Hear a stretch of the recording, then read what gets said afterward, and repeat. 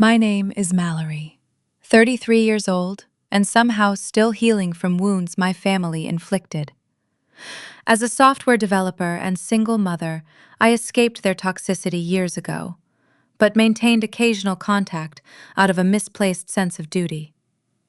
Last Tuesday, I sat in a hospital waiting room praying for a miracle while my daughter underwent open-heart surgery.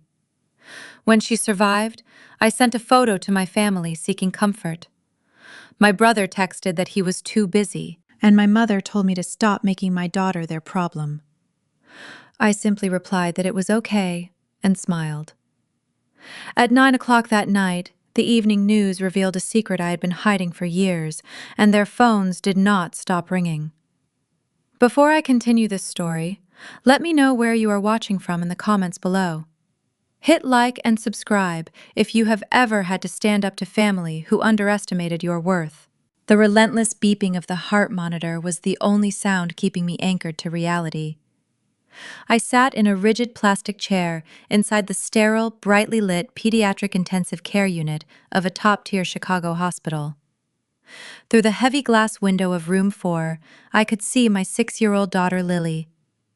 She looked incredibly small, her pale body connected to a terrifying labyrinth of transparent tubes and life-saving monitors. She had just survived a grueling 8-hour open-heart surgery to repair a severe congenital defect. The physical and emotional toll of the past day had completely hollowed me out.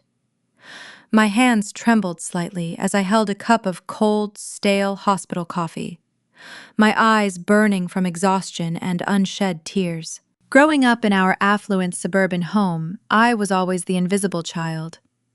My mother, Beatrice, was a woman entirely consumed by image, social standing, and country club politics. My older brother, Brandon, was her undisputed golden child. He was loud, charismatic, and drove luxury cars leased with my mother's money. Brandon ran a cryptocurrency hedge fund that my mother constantly bragged about to anyone who would listen. They viewed me as the family disappointment, because I preferred quiet nights writing code and researching biotechnology over attending high society galas. My mother frequently lamented that I was wasting my potential on a pathetic hobby. When Lily was born with a heart condition and her father walked away, my family treated my daughter's illness not as a tragedy, but as an inconvenience that tainted their perfect family portrait. Sitting in the ICU, surrounded by the overwhelming fragility of life, a desperate childish hope flared in my chest. I thought that surely, in the face of a life-or-death situation, the superficial walls of our family dynamic would crumble. I thought that seeing Lily survive such a massive ordeal would finally evoke the unconditional love and support I had craved my entire life. I pulled out my smartphone, my fingers stiff, and opened the camera. I took a photo through the glass of Lily resting peacefully, the steady rhythm of her heart monitor visible in the background. I opened our family group chat, attached the image, and typed a simple message. She made it through the surgery. She is resting now and she wants to see you. I hit send and waited. The hospital air felt suffocatingly cold as I watched the small delivery receipt appear beneath my text. I imagined my mother gasping in relief. I pictured Brandon setting aside his arrogant facade to ask what hospital we were at. Minutes ticked by, marked only by the sweeping hand of the wall clock and the mechanical hiss of Lily's ventilator. Then the screen illuminated. A text bubble appeared from Brandon. I opened the message, expecting a question about visiting hours. Instead, the words jumped off the screen sharp and devoid of any humanity. Busy. Handle it. Before I could even process the cruelty of his response, another notification chimed. It was from Beatrice. My own mother, the woman who should have been rushing through the hospital doors to hold her granddaughter, had taken the time to type out a response that shattered whatever illusion of family I had left. She lived. Stop making her our problem. I stared at the glowing screen, reading the words over and over again. Stop making her our problem. The sheer callousness of the statement paralyzed me. I did not cry. I did not type out a paragraph of desperation or anger. The tears that had been threatening to fall for 8 hours suddenly vanished, replaced by a profound, icy clarity. For 33 years, I had tried to earn a place at their table. I had endured their mockery, their financial demands, and their endless criticism. In that sterile waiting room, looking at the 2 text messages that dismissed my daughter's survival as an annoyance, the invisible cord that tied me to their approval finally snapped. I typed a simple 2-word reply. It is okay. I hit send and locked my phone. I stood up, my posture straighter than it had been in years. The exhaustion that had weighed me down evaporated, replaced by a quiet, absolute power. I walked away from the window and approached the central nursing station. A hospital billing administrator was waiting there, holding a thick clipboard with an apologetic expression. She knew I was a single mother, and the preliminary invoice for an 8-hour pediatric open-heart surgery with top specialists was astronomical. She began explaining payment plans and financial assistance programs, her voice gentle with pity. I smiled warmly at her, reaching into my handbag. "You do not need to worry about payment plans," I told her quietly. I pulled out a heavy, solid metal corporate card and handed it across the counter. "Charge the balance in full, please." The administrator looked down at the card, her eyes widening as she recognized the premium banking tier that required an 8-figure minimum balance just to possess. She looked back up at me, her pity instantly transforming into shock and respect. What Beatrice and Brandon did not know what they had, entirely failed to realize while they mocked my late-night coding sessions, was that my pathetic hobby had a name. It was called Aegis MedTech. For the past 4 years, while Brandon was burning through our mother's retirement funds to keep his fraudulent hedge fund afloat, I had been building a revolutionary software algorithm. My technology allowed surgeons to map pediatric cardiac structures in real time, with unprecedented precision. It was the exact technology that the chief of surgery had used to save Lily's life today. I had kept my professional life completely hidden from my family, knowing they would either mock it if it failed, or try to claim credit if it succeeded. I returned to my plastic chair in the waiting area, feeling a profound sense of peace. I watched the television mounted in the corner of the room. It was muted, displaying the evening financial news broadcast. The clock at the bottom of the screen struck 9. The breaking news banner flashed across the bottom in bright red letters. Historic acquisition in healthcare technology. I asked a passing nurse to turn up the volume. The news anchor looked directly into the camera, his voice carrying the professional weight of major financial reporting. In a landmark agreement signed late this afternoon, global medical giant Horizon Innovations will acquire Chicago-based startup Aegis MedTech in a transaction valued at $150 million. The purchase funds have been placed in escrow while the parties complete routine ownership verification and final closing review. The agreement gives Horizon exclusive rights to Aegis' groundbreaking pediatric cardiac mapping software, a technology already being praised for saving lives in operating rooms today. The screen shifted, displaying a high-definition corporate photograph of the founder and lead innovator. My face filled the television. The anchor continued describing the acquisition, praising the female engineer who had built a life-saving company from her apartment. I watched my own image with a quiet smile as the reporter confirmed that both boards had approved the deal and Horizon had fully funded the escrow account. Only standard closing filings remained before the money could be released to me. I looked down at my smartphone resting on my lap. The family group chat, which had been silent since their vicious messages, remained still. But then the screen lit up. The phone began to vibrate against the plastic armrest of the chair. It vibrated again, and then a continuous frantic buzzing filled the quiet space of my seating area. The caller ID flashed brightly in the dim hospital light. Mom. Beatrice was calling. She must have had the evening news playing in the background of her pristine, silent living room. She must have looked up from her glass of wine and seen the daughter she just called a problem, smiling back at her from a national broadcast alongside a nine-figure valuation. The phone kept ringing. I imagined Brandon scrambling for his keys, realizing that the sister he told to handle it was now holding the kind of wealth he had spent his entire life failing to achieve. I watched the name flash on the screen for several long seconds. I thought about Lily breathing steadily in the room behind me. I thought about the years of dismissal and the breathtaking cruelty of their final messages. I reached down and pressed the red button to decline the call and completely powered off the device. The screen went black. I leaned back in my chair, closed my eyes, and listened to the steady, beautiful sound of my daughter's beating heart. The quiet humming of the intensive care unit felt entirely different now. It was no longer a countdown to despair, but a steady rhythm of survival. I kept my eyes closed for a long time, simply letting the reality of the evening wash over me. For years I had allowed my mother and brother to dictate my worth. They had convinced me that my struggles as a single mother were a burden on their pristine social image. Now the heavy corporate card resting in my handbag and the national news broadcast playing on the muted television had fundamentally rewritten the power dynamic of our family. I took a deep, cleansing breath and opened my eyes. A young nurse named Jenna was standing a few feet away holding a clipboard.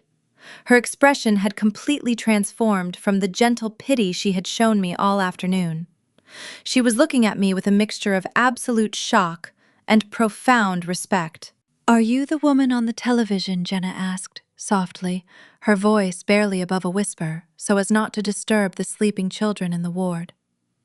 I nodded slowly, offering a tired but genuine smile. "Yes, that is me," I replied.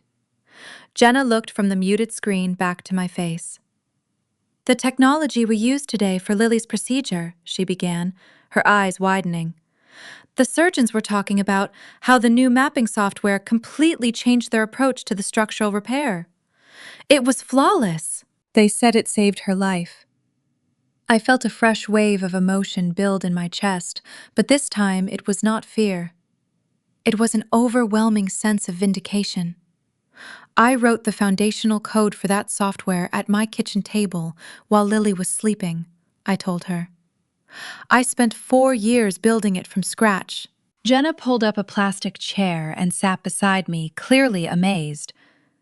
"I cannot even imagine how proud your family must be," she said. The innocent comment struck a very deep and painful nerve. "My family did not know until about 10 minutes ago," I explained, keeping my tone perfectly level. "They thought I was wasting my life away. My mother, Beatrice, and my brother Brandon had always viewed my late-night programming sessions as a pathetic hobby. They genuinely believed I was just a tired, distracted single mother failing to contribute to their high society reputation. Whenever I tried to explain the scope of my biotech research, they would roll their eyes and change the subject to Brandon. Brandon was the supposed financial genius of the family, running a cryptocurrency hedge fund that produced nothing but hot air and empty promises." I thought back to a pivotal dinner 3 years ago. I had asked my own mother for a very small loan to secure a patent for my initial cardiac mapping algorithm. Beatrice had laughed in my face, right across the dining room table. She completely told me to stop playing pretend and get a realistic job. That very same week, she remortgaged her luxury home to funnel hundreds of thousands of dollars into Brandon's failing hedge fund. She gladly risked her own financial security to prop up his illusion of success, while treating my legitimate medical innovation like a childish fantasy. It was exactly in that exact moment I finally learned to stop asking them for anything. I built Aegis MedTech in total silence, securing my own angel investors and working myself down to the bone, entirely alone. Mr. Harris, the hospital billing administrator who had spoken to me earlier, very cautiously approached our seating area. He was holding a printed receipt and looking at me as if I were a visiting dignitary. Miss Mallory, he said politely, clearing his throat. I apologize for interrupting. I just wanted to provide you with the official confirmation that your payment has been processed in full.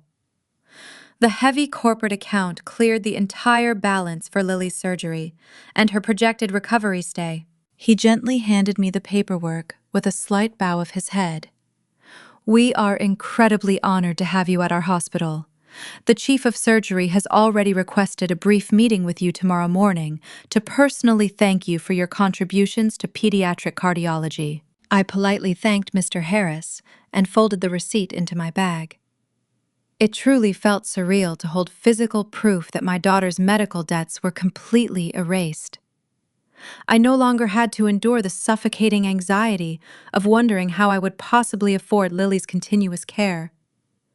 More importantly, I would never again have to endure the humiliation of asking Beatrice for help, only to be told that Lily was an annoying problem. The $150 million acquisition by Horizon Innovations meant that Lily would have access to the absolute best medical care in the world for the rest of her entire life.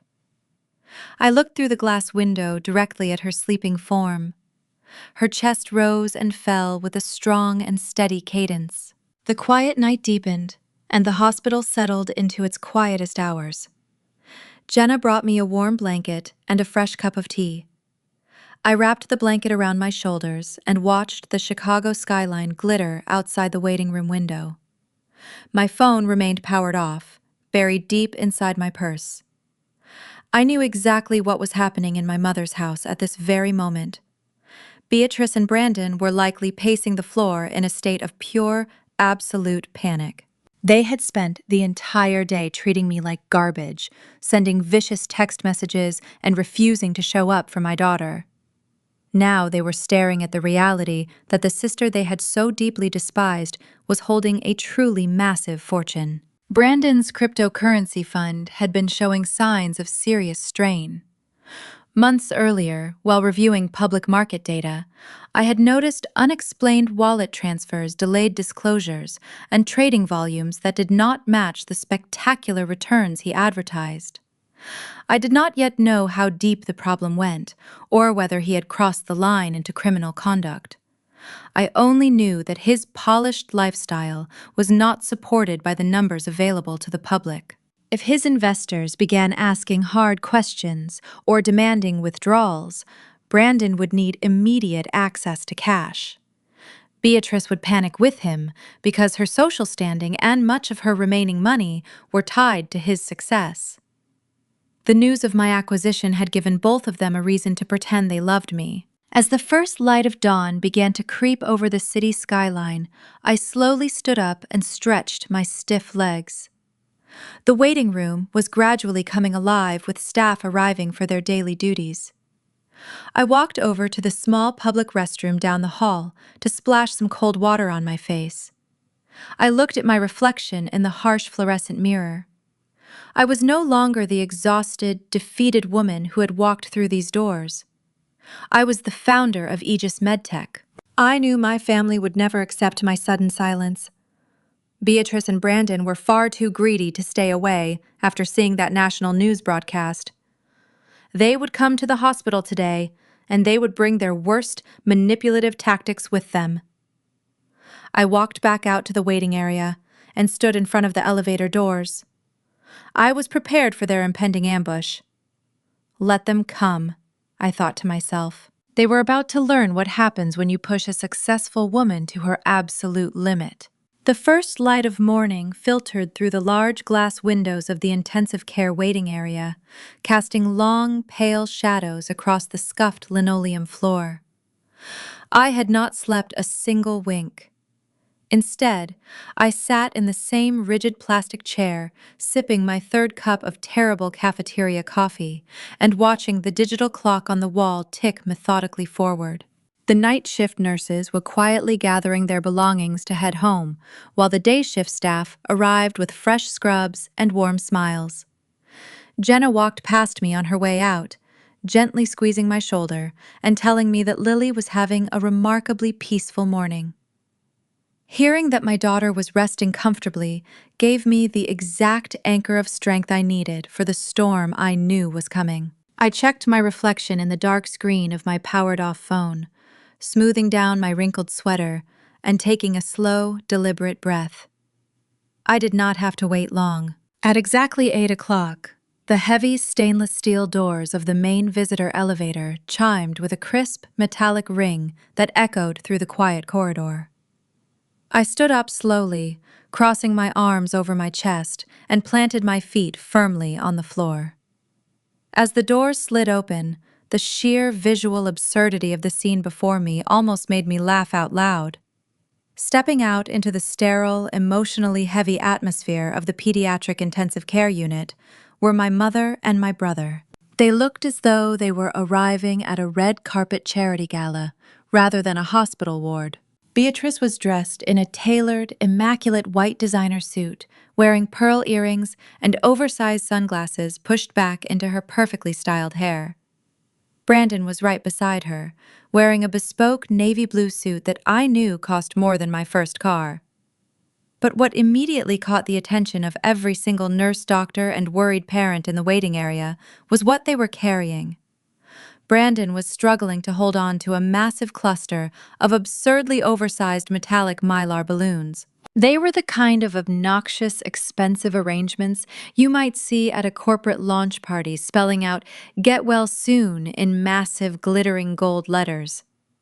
They were so large they barely fit through the elevator doors, bouncing against the ceiling panels with loud squeaking noises. If the balloons had been the only offensive thing about their arrival, I might have simply turned them away at the desk.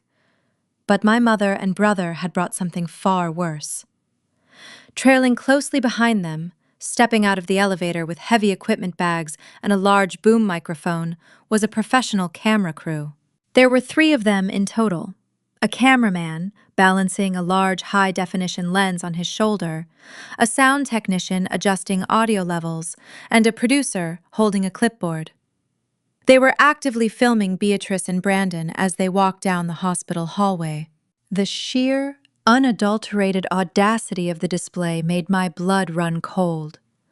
They had actually hired a private production crew to follow them into a pediatric intensive care unit where critically ill children were fighting for their lives. It was the ultimate manifestation of their toxic vanity. I realized instantly what this was. This was not a family rushing to check on a 6-year-old girl who had just had her chest cracked open. This was a desperate, highly calculated public relations stunt. They had seen the national news broadcast the night before. They had realized that the daughter they had treated like garbage for 33 years was suddenly holding a $150 million fortune. Brandon knew his cryptocurrency hedge fund was collapsing under the weight of his own fraudulent lies. He knew his investors were circling like sharks, ready to tear his life apart. Beatrice knew her entire social standing rested on the illusion of their massive wealth. Panicking over the news of my buyout and Brandon's secretly bankrupt reality, they had concocted this grotesque spectacle. They were attempting to immediately portray themselves to the world as the fiercely devoted, tearful loving family of a newly minted billionaire tech innovator. They wanted the social media optics.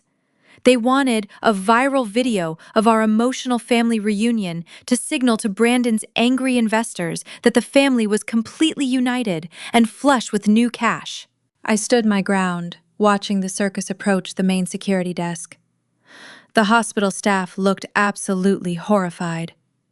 A young receptionist stood up from behind the desk, her mouth slightly open, as the cameraman aggressively angled his lens to capture the glowing, intensive care unit signs. Brandon shifted the massive gold balloons to his left hand and aggressively smoothed down his silk tie, looking incredibly nervous and sweaty, despite his polished appearance. His eyes darted around the hallway, scanning the room with the frantic energy of a man who knew he was drowning and was desperately searching for a life raft. Then Beatrice spotted me standing near the hallway entrance. I watched her entire demeanor shift in a fraction of a second. It was a terrifyingly seamless transition. The cold, calculating expression she had worn in the elevator vanished instantly. In its place, she manufactured a look of absolute devastation and profound maternal love. She dramatically pressed a manicured hand to her chest, taking a sharp, shuddering gasp of air that was loud enough for the boom microphone to pick up perfectly. She looked directly into the camera lens for a split second, ensuring they were getting the angle, before she turned her tear-filled eyes toward me. She reached up and practically jabbed her finger into her own eye to produce a single dry tear. It was the performance of a lifetime. The producer nodded at the cameraman, who immediately swung the heavy lens to frame my face. "Oh, my sweet, beautiful girl," Beatrice cried out, her voice carrying a theatrical, trembling quality that echoed down the quiet medical corridor. She let out a loud, manufactured sob that caused several nurses to stop in their tracks and stare in disbelief. She dropped her designer handbag, letting it clatter loudly against the linoleum floor for added dramatic effect. She threw her arms out wide, creating the perfect picture of a desperate, heartbroken grandmother arriving to save the day. "Mallory, my darling, we are here," Beatrice wailed, taking quick, stumbling steps toward me as the camera crew rushed to keep pace with her dramatic entrance. "We came as fast as we possibly could. I cannot believe our precious little angel was in danger. Oh, the absolute agony of not being by your side. We have been so worried we could barely breathe." She was rushing forward, her arms outstretched, her face contorted into a mask of pure, fabricated agony. She practically shoved a passing orderly out of the way to ensure her path to me was completely unobstructed for the camera lens. Brandon followed closely behind her, dragging the loud, squeaking gold balloons and looking directly at the camera with a practiced, solemn expression. He subtly adjusted his expensive watch to make sure it caught the fluorescent light perfectly. They were fully committed to the illusion, ready to wrap me in a fake, suffocating embrace and broadcast their delusional devotion to the entire world. I did not move a single muscle as the chaotic circus bore down on me. I just watched them come, waiting for the exact right moment to strike. I stepped directly into the exact center of the wide hospital corridor, my sneakers planted firmly against the polished linoleum floor. I squared my shoulders and locked my knees, creating an immovable human barricade between my critically recovering daughter and the grotesque reality television show bearing down on us. Beatrice was still rushing forward, her arms thrown wide open, her face twisted into that mask of manufactured maternal agony. The cameraman was practically jogging backward to capture every single frame of her dramatic approach. She was aiming for a tight, cinematic embrace, fully expecting me to collapse into her arms, weeping with relief. She collided with reality instead. As she reached out to pull me into her heavily perfumed grasp, I raised both of my hands and pressed my palms flat against her pristine, white designer blazer. I pushed back with enough force to stop her forward momentum entirely. The sudden physical rejection broke her rhythm. Her expensive high heels skidded slightly on the smooth floor. The oversized gold balloons Brandon was carrying squeaked loudly against each other as he jerked to a sudden, unexpected halt right behind her. The hired cameraman lowered his lens by a fraction of an inch, clearly confused by the deviation from the script. This was supposed to be a heartwarming family reunion, not a physical confrontation in an intensive care unit. For a split second, genuine shock rippled across my mother's face. The theatrical tears vanished, replaced by a sharp flash of genuine irritation. But Beatrice was a seasoned social predator.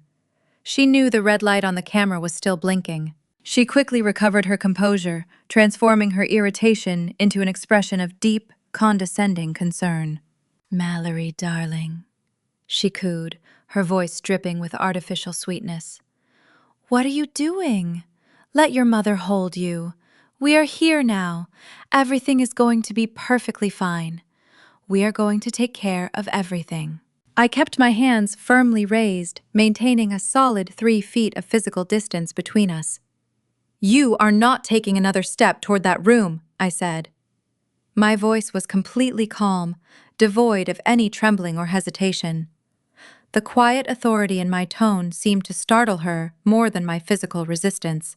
Beatrice let out a breathy, nervous laugh, glancing quickly toward the producer who was standing near the elevator bank. Mallory, you are acting completely irrational, she said, taking a small, tentative step forward. I understand you have been under a tremendous amount of stress, but you need to calm down. The world needs to see how our family comes together in times of crisis. The world needs to see the truth, I replied, keeping my volume low, but carrying enough weight to ensure the boom microphone caught every single syllable. Where were you yesterday when Lily was in the operating room for 8 hours? Where was this desperate, overwhelming family devotion when I was sitting alone in that plastic chair waiting to hear if my 6-year-old child was going to survive? Brandon stepped out from behind our mother, his jaw tight. Mallory, this is not the time, he hissed. His eyes darted frantically toward the camera crew. We are here now. That is all that matters. Just let us into the room so we can see Lily. I pulled my smartphone from my pocket. The screen was dark, but the memory of their words was burned into my mind. You do not get to see her, I stated plainly. You do not get to use my traumatized daughter as a prop for your public relations campaign. I sent you a photo of her connected to life support last night. I told you she made it through and that she wanted to see you. Do you remember exactly what you said to me? Beatrice's eyes widened and a flush of deep red crept up her neck. She knew exactly what she had written. For a brief moment, panic flickered behind her designer sunglasses, but then she deployed the weapon she had used against me my entire life. She attempted to gaslight me right there in front of the rolling cameras. She let out a practiced, condescending laugh, shaking her head as if I were a confused toddler having a tantrum. Oh, Mallory, you are so emotional right now, she said, adopting a tone of gentle, mock exasperation. You are twisting everything completely out of proportion because of the stress. We were simply trying to help you manage your anxiety. When we said those things, we meant that you needed to stop worrying and making her health a problem in your head. You always misunderstand us, darling. We just wanted you to be strong. I stared at her, feeling a profound sense of disgust. She had actually convinced herself that she could spin her viciousness into an act of tough love. She honestly believed she could stand in a pediatric cardiac card and rewrite history while the ink on her hateful text messages was barely dry. She lived. Stop making her our problem. I quoted her exact words back to her, my voice ringing crystal clear in the quiet corridor. That is what you wrote. And Brandon told me he was too busy and to handle it myself. There is absolutely no way to misinterpret that level of cruelty. Brandon's polished facade finally cracked. The charming, wealthy businessman routine evaporated completely. He shoved the massive gold balloons at our mother, practically forcing her to take the heavy strings. He stepped aggressively into my personal space, attempting to use his physical size to intimidate me, just as he had done when we were teenagers. He leaned down his face, mere inches from mine. His cologne was suffocatingly strong, mixing terribly with the sterile smell of the hospital. I could see beads of sweat forming on his forehead. The panic in his eyes was raw and desperate. He lowered his voice to a harsh, urgent whisper that he hoped the boom microphone could not pick up. Listen to me, you ungrateful little brat, he hissed through clenched teeth. My investors are breathing down my neck, and they are watching this broadcast. My fund is bleeding cash, and I need this family to look united. I need them to see that we are backed by your new biotech money. You are going to turn around, walk us into that hospital room, and play along for the cameras right now.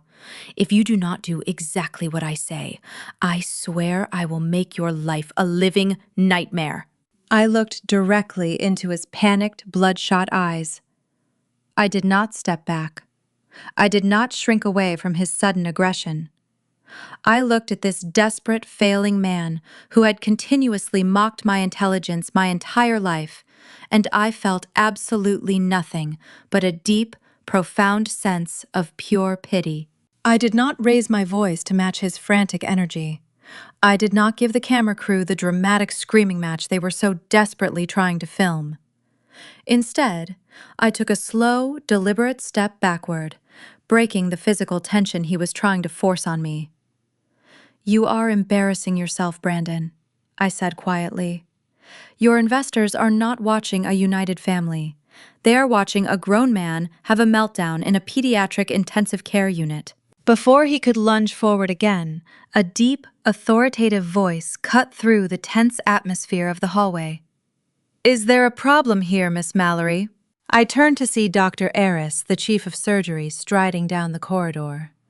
He was still wearing his surgical scrubs, a stethoscope draped casually around his neck. Two large hospital security guards flanked him, looking highly alert. Dr. Eris was a man who commanded absolute respect in this building, and his eyes immediately locked onto the camera crew and the absurd gold balloons with profound disdain. "Dr. Eris," I said, my tone softening into genuine professional respect. "Thank you so much for checking in.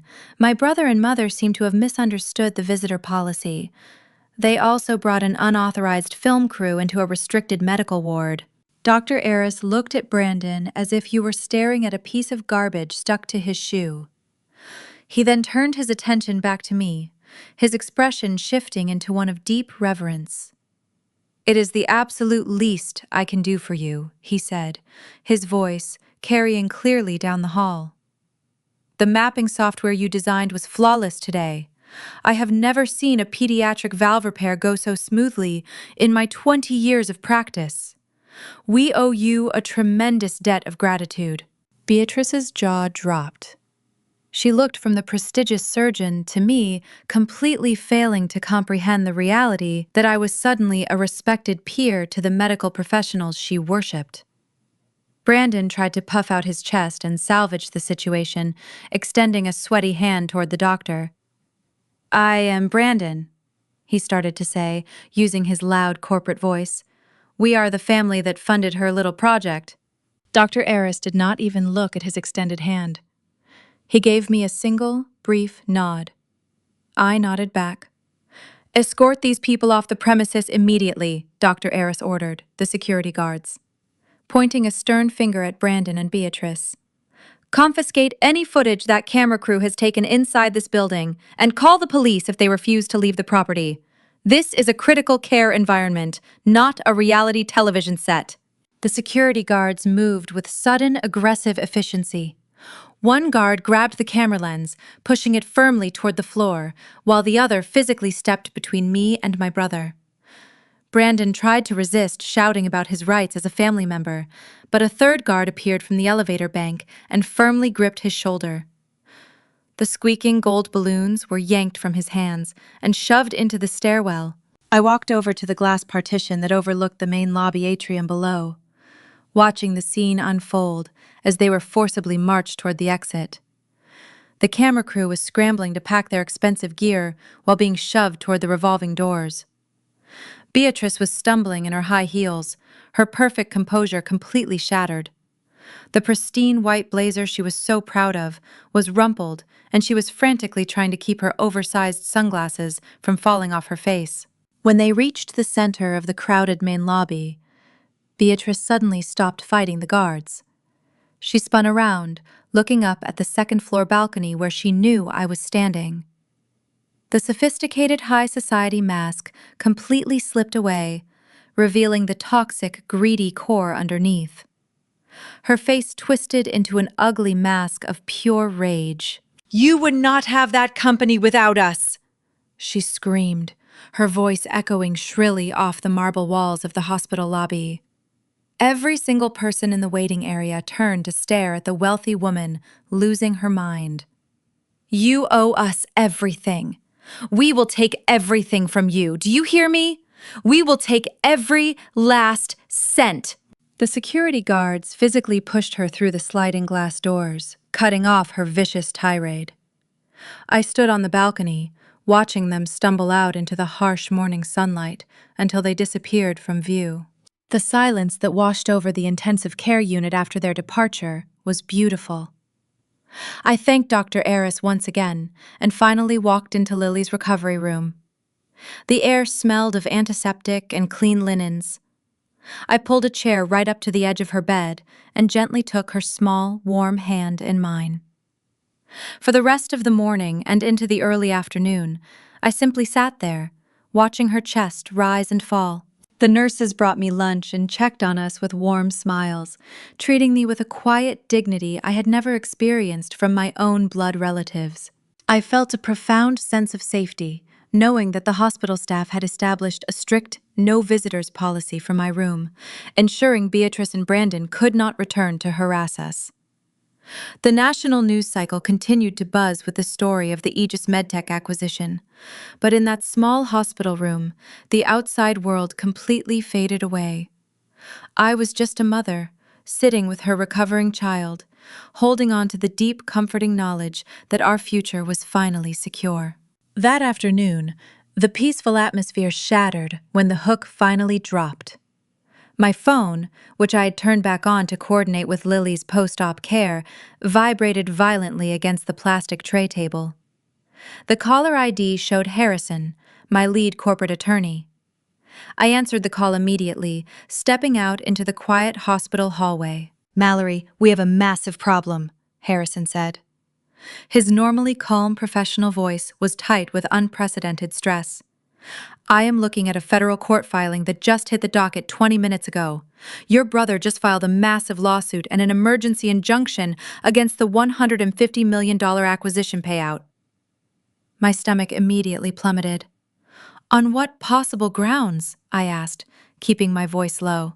"He is producing a signed contract," Harrison explained, the sound of frantic typing echoing in the background of the call. "He claims he provided the initial seed funding for Aegis MedTech. The fabricated document claims he legally owns 40% of your company, and he is demanding an immediate halt to the corporate buyout funds until he receives his share." I leaned my tired body against the cool hospital wall, my mind racing. Brandon did not give me a single dime from my company. He knows that is entirely false. "The document has your signature on it, Mallory Harris," and said his tone grave. "It looks authentic, and it has been formally notarized. He is claiming you owe him $60 million, and he is threatening to freeze your entire corporate account by the end of the business day if we do not agree to a mediation settlement right now." I told Harrison I was on my way and ended the call. The drive from the hospital to his downtown law firm passed in a complete blur. My mind was spinning relentlessly, trying to comprehend how Brandon could possibly have a signed contract. I had never accepted investment money from my family. I had intentionally kept them completely in the dark about my business. When I arrived, the receptionist guided me directly to the main conference room. Harrison was waiting at the massive mahogany table with thick stacks of legal papers spread out before him. He rubbed the bridge of his nose, looking incredibly stressed. He slid a heavy manila folder across the polished wood. "Take a look at this," he said, his voice flat. "This is the injunction filing they just submitted to the federal court. Page 4 is the exhibit they attached as their primary evidence." I sat down and opened the folder. My hands were shaking as I turned to the fourth page. At the very top, it stated that it was a seed funding agreement. I scanned the paragraphs detailing a transfer of $5,000 in exchange for a 40% equity stake in my software development. My eyes dropped to the bottom of the page. On the signature line in black ink was my name. It was not a clever forgery. It was my actual, authentic handwriting. I stared at the looping letters. "I did sign this," I whispered. "But I never saw this document. I never agreed to this. How could my signature be on a contract that I have never seen before?" Harrison leaned forward. "Are you absolutely certain you did not sign this during the early days of your startup?" he asked. Sometimes founders sign boilerplate agreements with family members to get initial capital, and they forget the exact equity terms when things get busy. I looked up at him, certain. Harrison, I built my software at a folding card table. I maxed out credit cards to buy server space. My family laughed at me. They never gave me a dime for my business. I would remember signing away half of my life work for $5,000. I forced myself to stop panicking and start analyzing the document like the engineer I was. I looked at the top right corner. It was dated October 14th, 3 years ago. I read the date out loud. October 14th. I closed my eyes and let my mind travel back 3 years. I needed to remember exactly where I was on that day. Then, a very painful memory pierced through the fog. 3 years ago, on October 10th, I was driving home in the pouring rain. A distracted driver ran a red light and slammed directly into my sedan. The impact was devastating. I woke up hours later surrounded by doctors and nurses. I suffered a severe concussion, a fractured collarbone, and 2 broken ribs. I spent 5 days in the hospital recovering. It was one of the most terrifying and painful weeks of my entire life. October 14th was the exact day the doctors finally discharged me. I opened my eyes and looked at Harrison. My voice dropped to an angry whisper as the sinister truth clicked into place. I was in the hospital on this day, I told him. I had just survived a major car accident. I was heavily medicated on prescription painkillers and muscle relaxers. I could barely keep my eyes open, let alone read a legal contract. Harrison sat up straight. "Were your mother and brother at the hospital with you on that day?" he asked. I nodded. Yes, they were. Beatrice and Brandon came to my room right as the nurses were preparing my discharge papers. They had not visited me once during the entire 5 days, but on that final afternoon, they walked in acting supportive. Beatrice told me she knew I was struggling financially. She handed me a personal check for $5,000. She told me it was a gift to help cover Lily's diapers and groceries while I was recovering. The puzzle pieces snapped together with terrifying clarity. The nurses brought in a massive stack of medical discharge forms for me to sign, I said. There were dozens of pages. I was so groggy from the painkillers, I was blindly signing wherever the nurses placed a sticky note. Beatrice and Brandon offered to help organize the paperwork. Harrison let out a slow breath. "They slipped this contract into your hospital discharge forms," he stated. "It was not a question. It was a horrifying realization of fact. They buried it right in the middle of my medical release papers," I said. "They gave me a $5,000 check and told me it was a gift to help feed my daughter. But it was not a gift. It was a trap. They used my severe physical trauma to trick me into signing away 40% of my future. They knew I was too medicated to read what I was signing. Beatrice and Brandon had stood in my hospital room, pretending to be a loving, supportive family, while actively manipulating a heavily drugged, injured woman. They had preyed upon my vulnerability to plant a financial time bomb in my life. They had held on to this paper for 3 years, waiting for the perfect moment to detonate it. I looked at the $5,000 amount printed on the contract. They had literally valued my entire future at the cost of a few months of diapers and rent. They thought this forged paper was their golden ticket to steal $60 million from the acquisition. Harrison stood up and began pacing the conference room. "This is incredibly serious, Mallory," he said. "If they present this to a judge, it is going to cause a massive legal headache. The signature is authentic. Proving that you were under the influence of medical narcotics when you signed it will require pulling hospital records, expert medical testimony, and a long court battle. Brandon knows that corporate acquisitions are delicate. He knows that the acquiring company will instantly freeze the payout if there is any active litigation regarding ownership equity. He is purposely holding the $150 million deal hostage. He expects you to panic and quietly hand over $60 million just to make the lawsuit go away so the acquisition can proceed smoothly. They are banking on the fact that Horizon Innovations will not want the negative press of a messy family lawsuit. They want us to settle. I stared out the windows at the sprawling Chicago skyline. The city looked beautiful. Just a few hours ago, I was sitting in a pediatric intensive care unit, feeling the profound relief of watching my daughter survive open-heart surgery. Now I was standing in a law firm, discovering that my own flesh and blood had orchestrated a predatory financial attack against me while I was recovering from a car crash. I felt an absolute freezing calm wash over my entire body. I looked down at the contract one more time, studying the date they had so carefully chosen. October 14th, 3 years ago. It was a date that would change everything. Brandon thought he was a genius. He thought he had executed the perfect corporate crime. But he had made one massive, catastrophic mistake in his timeline.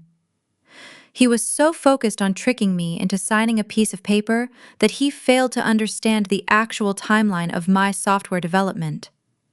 He did not realize that corporate legal structures leave an undeniable, permanent paper trail. He handed me the exact weapon I needed to destroy his fraudulent business empire forever. I smiled as I prepared to launch. I reached into my bag and slowly pulled out my laptop. It was an encrypted machine holding the entire foundation of my life work. I set it down right next to the fraudulent contract. Harrison watched me with deep confusion, expecting me to burst into tears or ask how quickly we could settle. I opened the screen and typed my credentials. The quiet hum of the processor felt grounding. I was back in my element. I navigated through my corporate archives, pulling up a specific folder and clicking a PDF file. I turned the laptop around and pushed it across the table. "Look at the date on that state filing," I told him, my voice steady. Harrison leaned forward and adjusted his glasses. He read the document in silence for a few seconds. "It is the official incorporation certificate for Aegis MedTech," he stated. "It is clearly dated September 2nd, 2 years ago." I tapped my finger against the forged contract sitting next to the computer. "And what exact date did my brother put on this seed funding agreement?" I asked him. Harrison looked back at the paper. "October 14th, 3 years ago." I sat back in my chair. The realization washed over his face, transforming his expression from stressed to utterly stunned. Brandon was so eager to trap me with that hospital discharge date that he completely forgot to verify my corporate history, I explained. 3 years ago, the corporate entity known as Aegis MedTech literally did not exist in any legal capacity. It would not exist for another full 12 months. During that time, I was working as an independent contractor just to pay medical bills. My brother simply picked a date from my medical trauma completely blind to the corporate timeline. He forged a contract claiming a 40% equity stake in a company that had not even been born yet. Harrison let out a sharp breath that was almost a laugh. He just filed a completely fraudulent document in federal court, attempting to extort $60 million from a non-existent entity, he said, shaking his head in sheer disbelief. "Mallory, this is not just a civil dispute anymore. By submitting this fabricated evidence through the electronic court filing system to halt a major corporate acquisition, he just committed federal wire fraud. This is a severe criminal offense." I knew it was a criminal offense, and I knew exactly why he was reckless enough to attempt it. Brandon was never a stupid man, but he was an incredibly arrogant one. Arrogance makes people careless, especially when they are backed into a corner. I pulled the heavy laptop back toward me. "Give me 10 minutes, I told Harrison.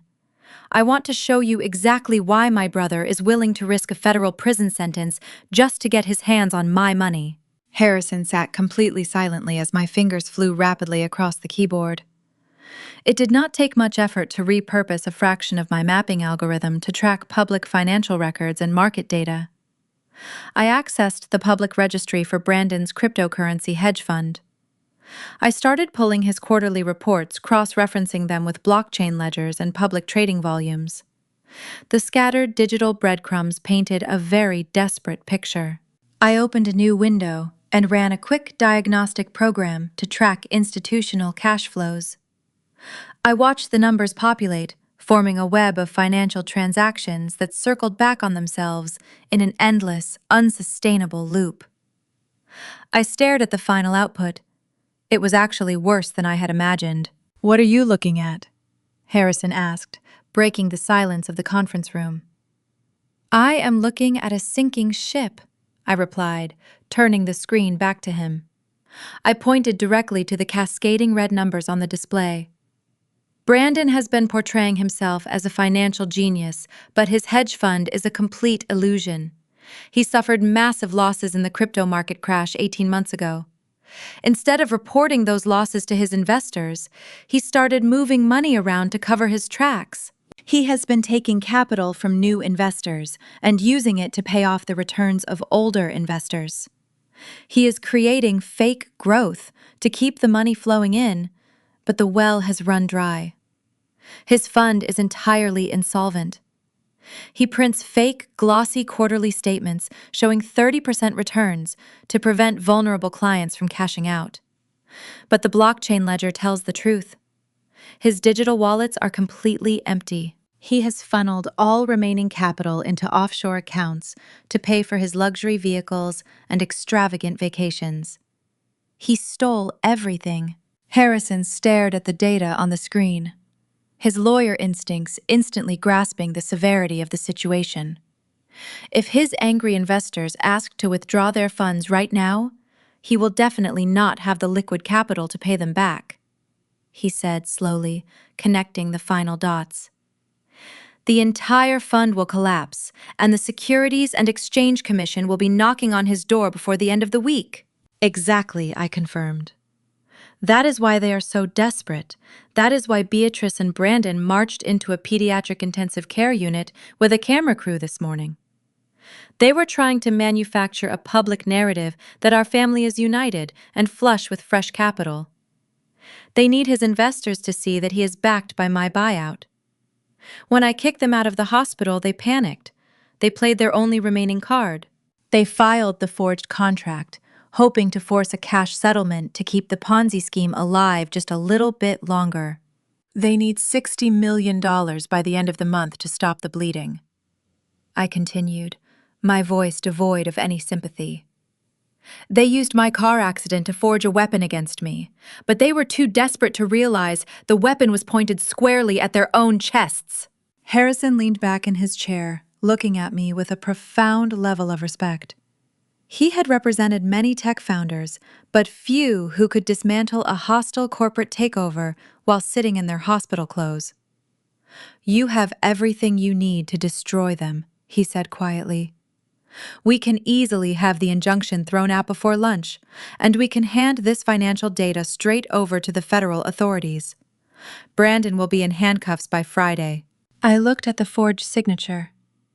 I thought about the sheer terror watching Lily fight for her life while my mother texted me to stop making it her problem. Taking this quietly to a judge behind closed doors in a quiet federal building felt entirely too clean. It felt too private.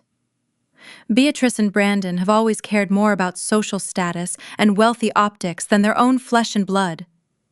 A quiet legal victory would not deliver the justice they truly deserved. "No," I said, my tone absolute and unyielding. "We are absolutely not going to the judge tomorrow morning. We are going to let them think they have me cornered." Harrison raised an eyebrow. "Mallory, if we do not fight the injunction, they will drag this out. They will demand a mediation meeting, and they will try to force a settlement." "I want a mediation meeting," I replied, looking directly into his eyes. "I want to sit across the table from my brother and look into his face while he demands $60 million from my daughter's future. I want to give him enough rope to hang himself completely." "My family desperately wants a massive public spectacle," I told him. "They want to play cruel games with my life and pretend they are the absolute masters of the universe. So we are going to give them exactly what they want now. We are going to let them build their beautiful stage, and then we are going to burn it to the ground with everyone watching. I have the weapon to completely annihilate them, Harrison. Now I just need to set the perfect trap for my mother and brother to step inside. Harrison sent a formal request for an emergency mediation meeting directly to Brandon's legal counsel. The response was almost immediate. They eagerly accepted, completely convinced that their strategy of freezing the acquisition had successfully panicked me into submission. They scheduled the meeting for the following afternoon at an aggressive downtown corporate law firm known for strong-arming opponents. When Harrison and I walked through the heavy glass doors of their chosen firm, the atmosphere was deliberately intimidating. The receptionist led us down a hallway lined with expensive art and into a massive corner conference room overlooking the financial district. Brandon and Beatrice were already sitting on the opposite side of a long, polished granite table. Brandon was flanked by two senior partners in dark suits. My mother sat next to him, sipping sparkling water and looking as though she were attending a pleasant afternoon luncheon. I took my seat next to Harrison, keeping my posture rigid and my expression tight. I needed to look like a woman who was buckling under the immense pressure of a frozen 9-figure buyout. Brandon smiled when I sat down. It was a predatory, greasy smile. He leaned back in his leather chair, crossing his legs and resting his hands on his stomach, like a king preparing to accept tribute from a defeated peasant. "Let us skip the pleasantries," Mallory Brandon said, his voice dripping with arrogance. "You know why we are here, and you know what I want. My lawyers made it crystal clear that your acquisition funds will remain locked up until this dispute is resolved. Horizon Innovations is not going to wait around for years while we battle. They will walk away, and you will be left with absolutely nothing." One of his senior partners slid a thick, customized settlement binder across the granite table. The document stopped right in front of Harrison. "My brother is demanding a $60 million cash payout," Harrison said, stating the facts flatly as he opened the binder. "He is asking for an immediate transfer of funds the moment the Horizon deal closes, in exchange for dropping the injunction and voiding the seed funding contract." "That is more than fair," Beatrice chimed in, swirling the lime wedge in her sparkling water. "We are family, after all. We do not want to see you lose your little company, darling. We just want what is rightfully ours for believing in you and supporting you all these years. If you just sign the papers, we can put all this ugly business behind us and celebrate your success together." I stared at my mother, marveling at her ability to lie with such effortless grace. She spoke about supporting me as if the vicious text messages she had sent while Lily was in intensive care had simply never happened. I looked back at Brandon. $60 million is outright extortion, I said, keeping my voice low and shaky. I tried to inject just enough desperation into my tone to make him feel incredibly powerful. "You know, I do not owe you that money, Brandon." Brandon leaned forward, placing his elbows heavily on the granite table. The smug smile vanished, replaced by a cold, calculating cruelty. "What you actually owe me does not matter," he sneered. "What matters is what I can prove in a courtroom. I have your signature on a binding contract. If you fight me on this, I will drag this out for years." I forced myself to look away from him, dropping my gaze to my trembling hands. "I cannot just give you $60 million, I whispered, playing the role of the terrified victim. "It is almost half of my entire payout after taxes. It is everything I have worked for." Brandon let out a sharp, cruel laugh. "Do not play the victim with me, Mallory. If you force me to take this to a public trial, I promise you I will not just take your company. I will completely destroy your reputation, and I will take your daughter." The sheer venom in his threat made my blood run legitimately cold. Even though I knew I was holding all the cards, I looked up at him in genuine shock. "What are you talking about?" I demanded. His lawyers shifted slightly in their seats, but Brandon did not hesitate.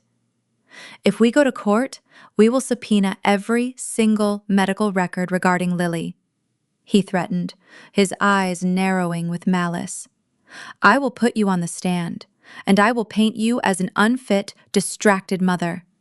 I will show the judge that you were so obsessed with building a software company that you neglected a critically ill child. I will claim that you were coding in the middle of the night instead of watching her monitors. I will argue that our mother had to step in and fund your life because you were too incompetent to balance a job and a sick kid." Beatrice nodded solemnly, looking at me with manufactured pity. "A judge would be horrified to hear how you prioritize a computer program over your own flesh and blood," she added softly. "We would hate to have to file for emergency guardianship just to protect her from your negligence. The threat to use my daughter's medical history as a weapon was the most vile thing I had ever heard. It took every single ounce of my willpower not to reach across the table and strangle him. But I needed to finish the performance. I needed the trap to snap perfectly shut." I let my shoulders slump forward. I took a sharp, shuddering breath and forced tears to well up in my eyes.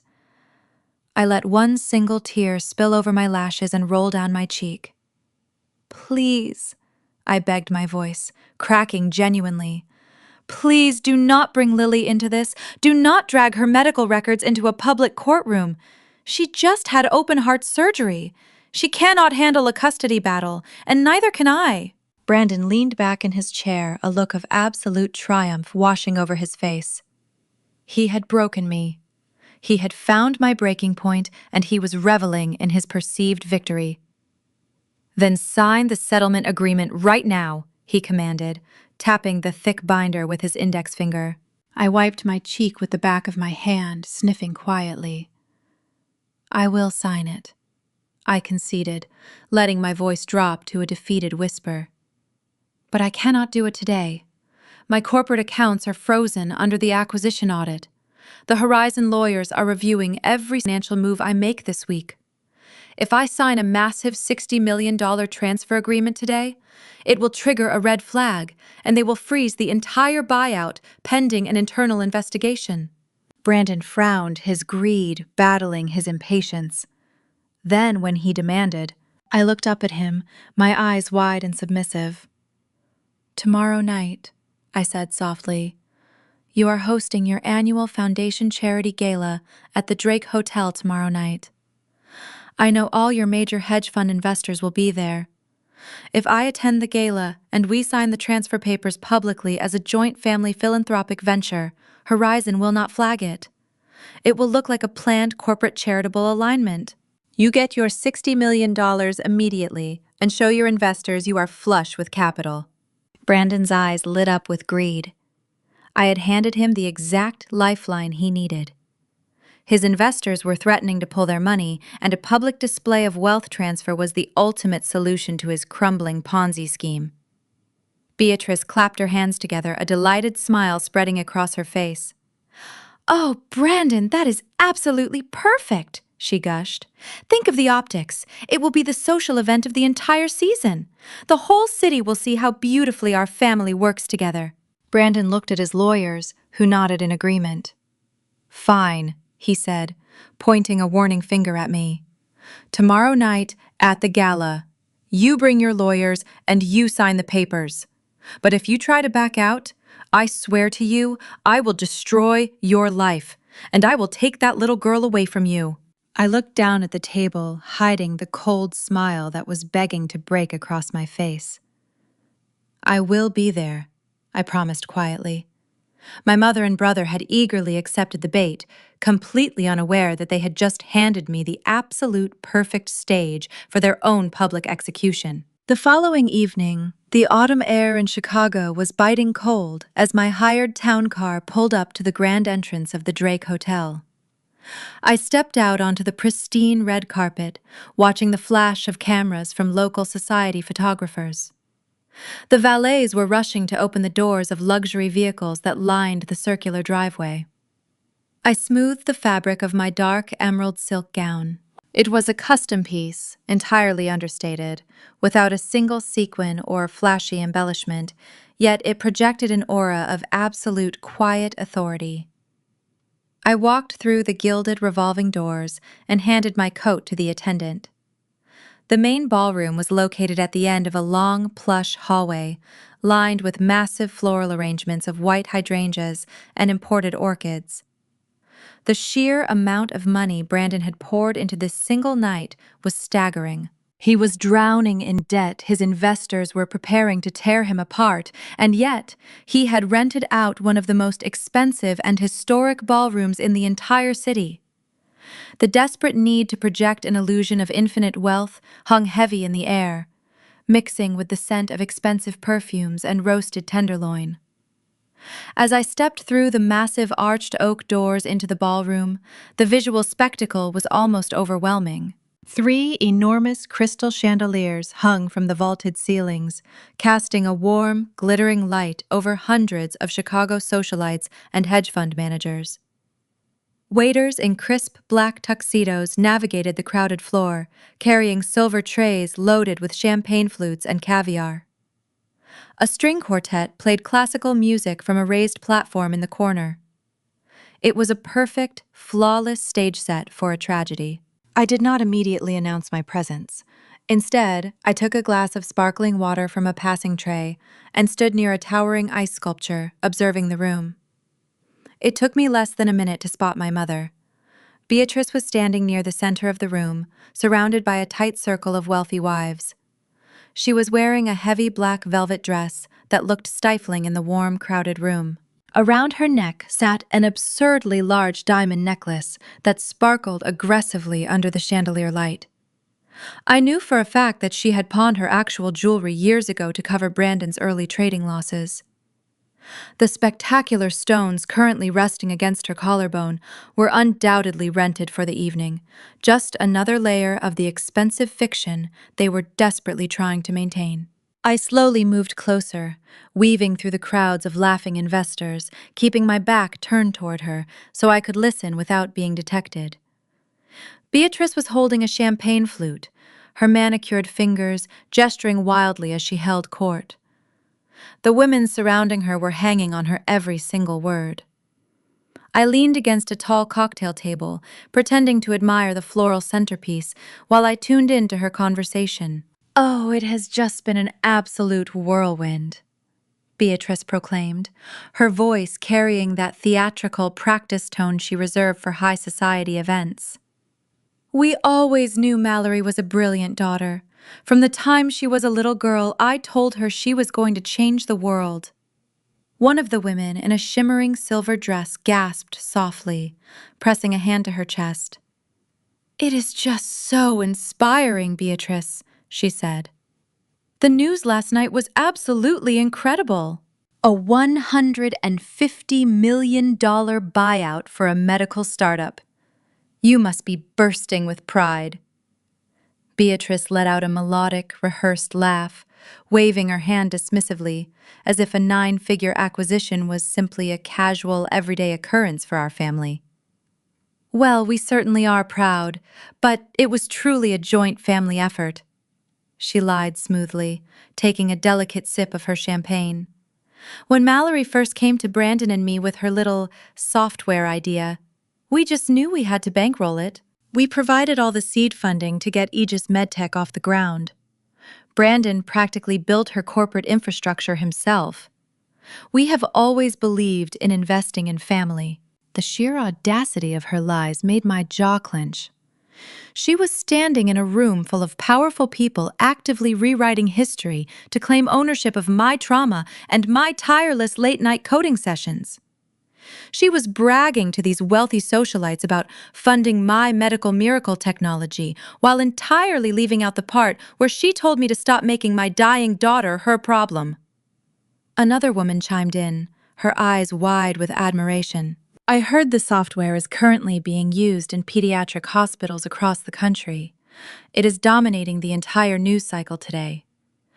Beatrice nodded solemnly, placing a hand over her heart in a gesture of fake maternal devotion. "It is truly a blessing," she murmured. "Brandon and I always told Mallory that saving children should be our family priority. That is why we are signing the final corporate equity transfer tonight, right here at the gala. We are keeping the wealth in the family to fund even more medical miracles. The women surrounding her murmured in awe, praising her incredible generosity and her brilliant business-minded son. They were completely enchanted by the illusion, unaware that the woman standing before them was heavily in debt and actively attempting to execute a federal fraud scheme to save her son from prison. I took a slow, steady breath and stepped away from the cocktail table. It was time to enter the lion den. I walked deliberately toward the center of the room, my emerald gown sweeping gracefully across the carpet. I did not rush. I moved with the slow, undeniable confidence of a woman who knew exactly what she was worth. As I approached the circle of women, one of them finally noticed me. Her eyes darted from my face to the television screens mounted near the bar, which were currently playing a silent, looped broadcast of the local news covering the Aegis MedTech buyout. The woman gasped and tapped my mother on the arm. Beatrice turned around, her fake smile still plastered across her face. When her eyes met mine, the smile froze completely. For a fraction of a second, I saw the sheer panic flash across her features. She was terrified that I had heard her ridiculous lies. She was terrified that I would contradict her in front of the very people she was trying so desperately to impress. But I simply offered her a polite, icy smile.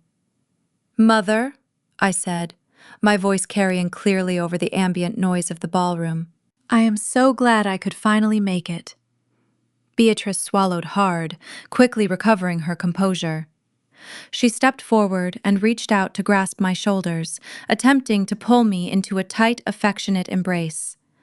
I kept my arms firmly at my sides, forcing her to settle for an awkward, stiff kiss on the cheek. "Everyone look," she announced loudly, turning back to her wealthy friends. "My brilliant daughter has finally arrived." The women immediately clustered closer, showering me with congratulations. I answered them with polite grace, acknowledging their endless praise. I played the humble innovator perfectly, feeding the illusion Beatrice had just constructed. I could see the profound relief washing over my mother's entire face. She actually believed I was playing along, submitting to the old family narrative. She had absolutely no idea I was allowing her to climb onto a fragile pedestal before shattering it completely. The relief on Beatrice's face told me everything.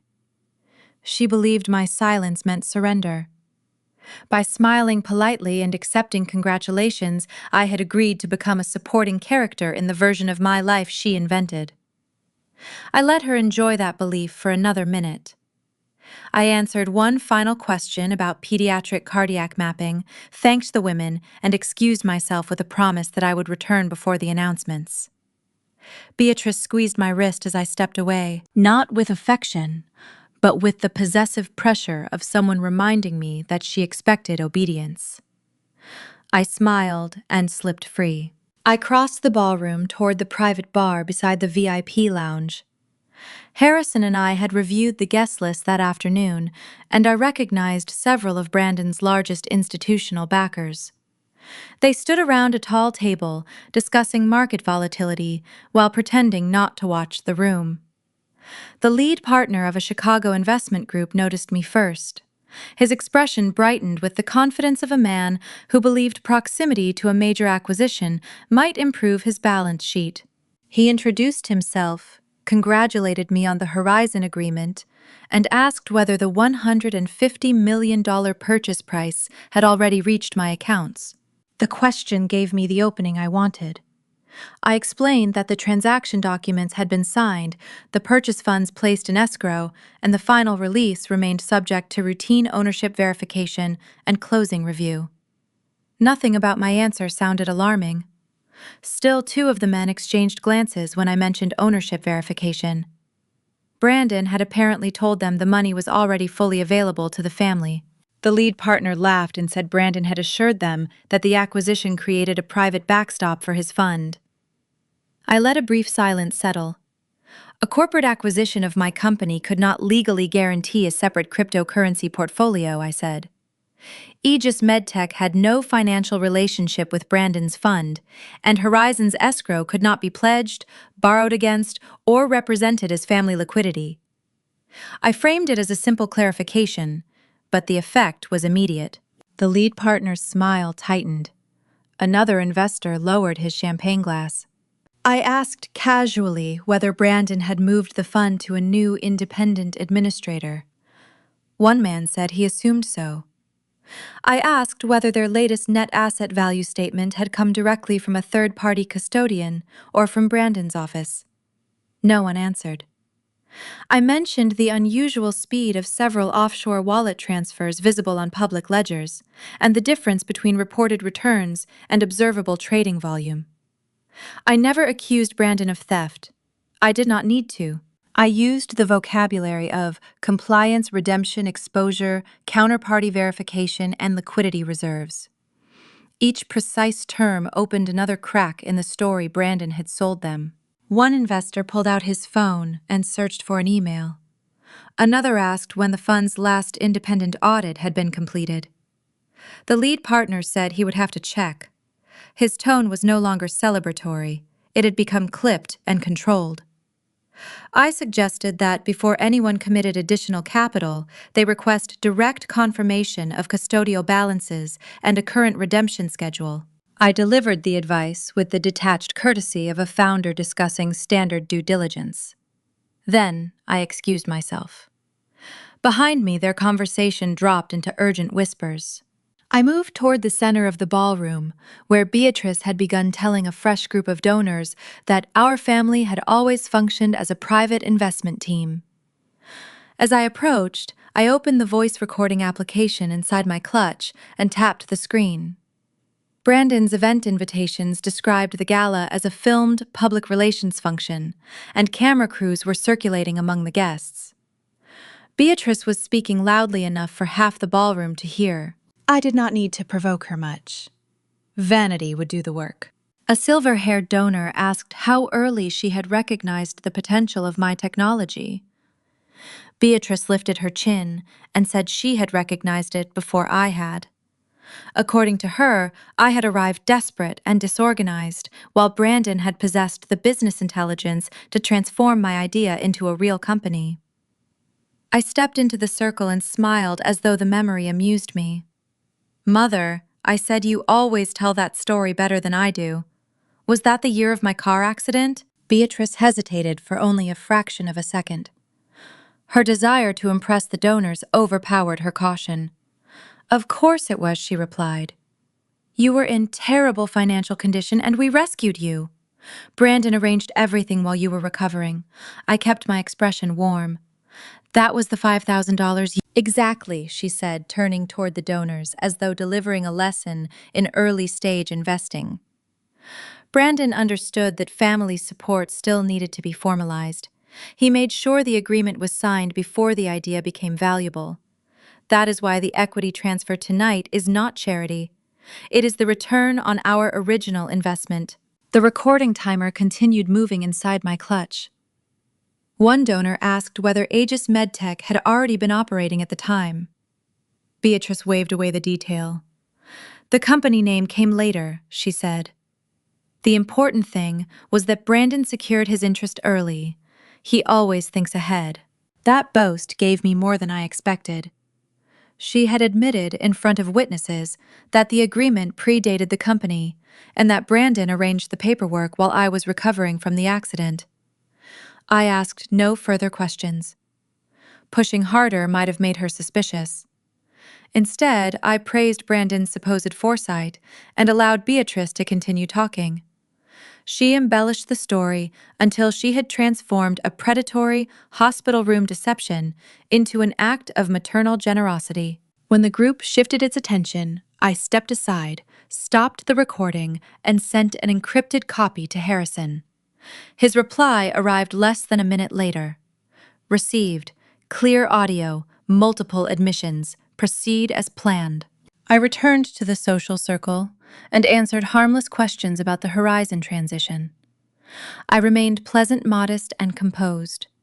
Every calm response reassured Beatrice that she still controlled me. At the same time, across the ballroom, the investors I had spoken with were closing around Brandon. One held up a phone displaying a statement. Another pointed toward the private lounge, clearly requesting a confidential conversation. Brandon's posture stiffened. He answered too quickly, then tried to laugh. The men did not laugh with him. The lead partner said something that erased the last color from Brandon's face. I could not hear the words over the string quartet, but I did not need to. Brandon looked toward the exits, then toward the stage as if measuring how much of his empire could still be saved. Finally, his eyes swept across the room and locked onto mine. He saw the phone in my hand and the investors pulling away from him. The polished host vanished, replaced by a frightened man who understood that someone had begun testing the foundation beneath his feet. I excused myself from Beatrice's circle and moved toward the dim alcove beside the VIP lounge. I did not hurry. I wanted Brandon to follow me away from the people he was trying to impress. He pushed through the guests with increasing aggression, his silk tie crooked and his face dark with panic. The trap was no longer waiting somewhere in the future. It was closing around him in real time. He did not walk toward me. He marched. His heavy footsteps ate up the distance between us, moving with a reckless, aggressive energy that caused several guests to step out of his path in alarm. I deliberately turned away from the main floor and glided toward the dimly lit alcove near the VIP lounge. It was a quieter, secluded area, draped in heavy velvet curtains, far enough from the string quartet to allow for private conversation, but close enough to the main stage to serve my ultimate purpose. I stopped near a tall marble column and waited. Brandon rounded the corner a second later, his face flushed an ugly shade of mottled red. He was breathing heavily, his expensive silk tie slightly askew. The charming, polished billionaire persona he projected to the world was entirely gone. Before I could even say a word, he closed the remaining distance and aggressively backed me into the marble column, trapping me in the secluded corner. He reached inside his tailored suit jacket and pulled out the thick, leather-bound settlement binder his lawyers had prepared yesterday. He shoved the heavy document directly into my chest with enough force to make me stumble back slightly against the cold stone. A heavy, gold-plated fountain pen followed thrust roughly into my hands. His eyes were wide and manic, darting back and forth, as if he expected federal agents to leap out from behind the velvet curtains. "What the hell did you say to my investors?" he hissed, his voice trembling with barely contained rage. "I just had 3 of my largest institutional backers ask me for an emergency liquidity audit right in the middle of my own charity gala. You have absolutely no idea what you are messing with, Mallory. My fund cannot survive a targeted financial inquiry right now. You are going to sign those transfer papers this exact second." I looked down at the leather binder resting against my emerald gown and then back up into his desperate, sweaty face. "I did not say a single word to your investors that was not public record, Brandon," I replied, my voice completely calm and devoid of any fear. "I simply suggested they perform their standard due diligence. If your portfolio is as robust as you claim, an audit should be a mere formality." He slammed his hand flat against the marble column right next to my head, leaning in so close I could smell the stale champagne on his breath. "You listen to me, you arrogant little charity case," he snarled, the sheer venom in his voice, stripping away decades of polite family resentment. "You think because you got lucky with one pathetic software program that you are suddenly my equal? You are nothing. You have always been nothing but a massive disappointment to this family. You are a distracted single mother who could not even afford basic hospital bills without begging us for handouts. I built a real empire while you were playing games on a computer. Now sign the damn document before I lose my entire fund." I held the binder against my chest, staring at the man who had tormented me my entire life. He was completely unhinged, driven to the absolute brink of madness by his own financial crimes. The $60 million he was trying to extort from me was the only thing standing between him and a federal prison sentence. He was sweating profusely, and his hands were shaking violently as he pointed a threatening finger directly at my face. "If you do not sign that paper right now, I will rain hellfire down on your entire life," he threatened, his voice dropping to a vicious, guttural whisper. "I will hire the most ruthless corporate litigators in the country, and I will drag this out for the next decade.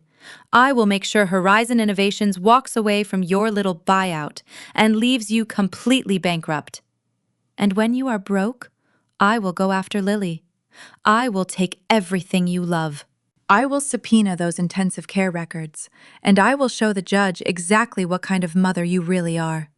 I will prove that you prioritize typing on a computer over caring for a sick child. You will never see your daughter again." The threat to take my child hung heavy in the warm air of the secluded alcove. It was the absolute lowest blow he could possibly deliver, the ultimate manifestation of his pure, unadulterated evil. He genuinely thought he had found my ultimate breaking point. He thought invoking Lily, medical trauma, would shatter my resolve and send me weeping into total submission, just as I had pretended to do in his lawyer conference room yesterday. He was expecting me to crumble. He was expecting me to frantically uncap the gold fountain pen and sign away $60 million to protect my little girl from his malicious legal attacks. I looked down at the heavy gold pen resting in my palm. The cool metal felt grounding against my skin. I did not tremble. I did not cry. I did not offer him a single ounce of the fearful desperation he was so greedily seeking. I simply looked back up at his panicked, sweating face, and I smiled. It was a cold, calculating curve of the lips that held absolutely zero warmth. I shifted my weight, holding the leather binder securely in my left hand, and raising the fountain pen with my right. "You want this done publicly, right?" I asked him, my voice echoing softly against the marble pillar. "You want all of your very important investors to see our family united in this massive financial transfer. You want them to witness my complete submission to your empire so they know their money is completely safe with you." Brandon swallowed hard, his eyes darting toward the main ballroom floor before locking back onto my face. "Yes," he breathed heavily, the relief washing over his features as he believed I was finally surrendering. "We do it right now, in front of everyone." I nodded slowly, stepping out of the shadowy alcove and brushing past his shoulder then. "Let us give them a show they will never forget," I whispered. Before Brandon could stop me, or even fully process my words, I turned my back on him completely. I walked with absolute unwavering purpose directly toward the lit main stage, located at the very center of the crowded, glittering ballroom. Brandon followed close behind, trying to keep his anger hidden as we crossed the open floor. He reached for my elbow twice, but each time I shifted between passing guests and left his hand closing on empty air. He could not create another scene without drawing the attention of the investors already questioning him. All he could do was hiss my name through a rigid smile and order me toward the private signing room. "You asked for this to be public," I reminded him without turning around. "I am giving you exactly what you requested." That answer slowed him for half a step. Greed overruled suspicion. He convinced himself that I was heading to the microphone to announce the transfer before signing the papers. By the time he realized I had no intention of entering the private room, we had reached the central aisle, and dozens of guests were watching us. Beatrice saw the leather settlement binder in my hand and immediately brightened. She mistook it for proof that her plan had succeeded. She hurried to the edge of the aisle and whispered that I should thank her and Brandon for believing in me. I passed her without stopping. Her smile faltered, but the presence of her friends forced it back into place. Near the stage, the gala producer recognized the binder and assumed the scheduled family announcement was beginning. He signaled the lighting technician. A white spotlight came alive over the microphone stand, cutting a bright path through the ballroom. Brandon moved beside me and tried to take the gold fountain pen from my hand. I closed my fingers around it. "I will handle the announcement," I said. For 1 second he stared at me, searching my face for the frightened sister he had controlled at the mediation table. I gave him nothing. Then I climbed the carpeted stairs alone, placed the settlement binder on the podium, and laid the gold pen across its unopened cover. From the stage, I could see the investors gathering near the front, their phones still in their hands. Beatrice stood beneath the chandeliers with an expectant smile. Brandon remained at the foot of the steps, torn between stopping me and protecting the illusion that everything was proceeding according to his plan. I reached for the microphone as the room began to notice the change in lighting. The string quartet was seated just to the right of the stage, playing a soft, classical melody. I caught the eye of the lead violinist and offered a polite nod. The music slowly faded away, leaving a curious murmur rippling through the massive ballroom. Hundreds of guests turned their attention toward the stage. The clinking of crystal glasses and the low hum of corporate networking ground to a complete halt. I stood in the center of the brilliant spotlight, letting the heavy silence stretch for a few deliberate seconds. I looked out over the sea of expensive suits and designer gowns. I spotted Brandon and Beatrice standing near the front of the crowd. Brandon looked as though he were about to have a heart attack. Beatrice was wearing a glowing, expectant smile, completely convinced that I was about to publicly pledge my new fortune to her beloved son. "Good evening, everyone," I began, my voice projecting crystal clear through the state-of-the-art sound system. "Thank you all for being here tonight. My brother Brandon and my mother Beatrice asked me to join you this evening to finalize a massive financial transfer. As many of you have likely seen on the evening news, my company, Aegis MedTech, entered a signed acquisition agreement this week, valued at $150 million. A spontaneous wave of applause broke out across the ballroom. Wealthy investors nodded in approval, raising their glasses toward the stage in a salute to my corporate victory. I waited patiently for the applause to die down, maintaining my calm, neutral expression. I looked directly down at my mother. Her chest was puffed out with immense pride as she soaked in the admiration of her peers. She genuinely believed her social standing had just been permanently cemented. My technology provides highly precise, real-time cardiac mapping for pediatric surgeons. I continued, keeping my tone measured and professional. It is designed to save the lives of critically ill children. In fact, just yesterday morning, my own 6-year-old daughter Lily underwent an 8-hour open-heart surgery utilizing this very software. The procedure was a complete success, and she is currently recovering in the pediatric intensive care unit right here in Chicago. A soft, collective gasp of sympathy rippled through the audience. Several women placed their hands over their hearts, murmuring quiet words of support. I saw Beatrice dab at her dry eyes with a silk handkerchief, playing the role of the devastated but relieved grandmother to absolute perfection. Brandon nodded solemnly, looking around at his investors to ensure they were witnessing his deep family devotion. When you build a medical technology company, you spend a lot of time thinking about the concept of support, I told the captivated crowd. You think about the structural support of the human heart and the emotional support required to survive a medical crisis. My mother was speaking to many of you earlier this evening about our family. She was telling you how she and my brother provided the crucial seed funding for my company. She was sharing beautiful stories about how they bankrolled my technology because saving children is our ultimate family priority. Beatrice beamed up at me, offering a modest little wave to the people standing nearby, who were praising her incredible generosity. Brandon crossed his arms over his chest, looking slightly more relaxed now that I was seemingly confirming their elaborate lies. They invited me here tonight to publicly demonstrate their profound devotion, I said, my voice dropping to a cooler, sharper register. They wanted you all to see exactly what kind of people they truly are. So I decided it was only fair to show you the absolute truth about my family. I reached into the pocket of my emerald gown and pulled out a small remote control. I looked up past the blinding stage lights toward the enclosed audiovisual booth located on the second-floor balcony at the back of the ballroom. I had visited the hotel hours before the gala began, finding the head technician and handing him a very generous envelope of cash, along with a secure flash drive. I gave him strict instructions to bypass the promotional video Brandon had prepared and wait for my exact signal. I pressed the button on my remote. The main chandelier lights in the center of the ballroom dimmed significantly, casting the elegant space into a dramatic, shadowy twilight.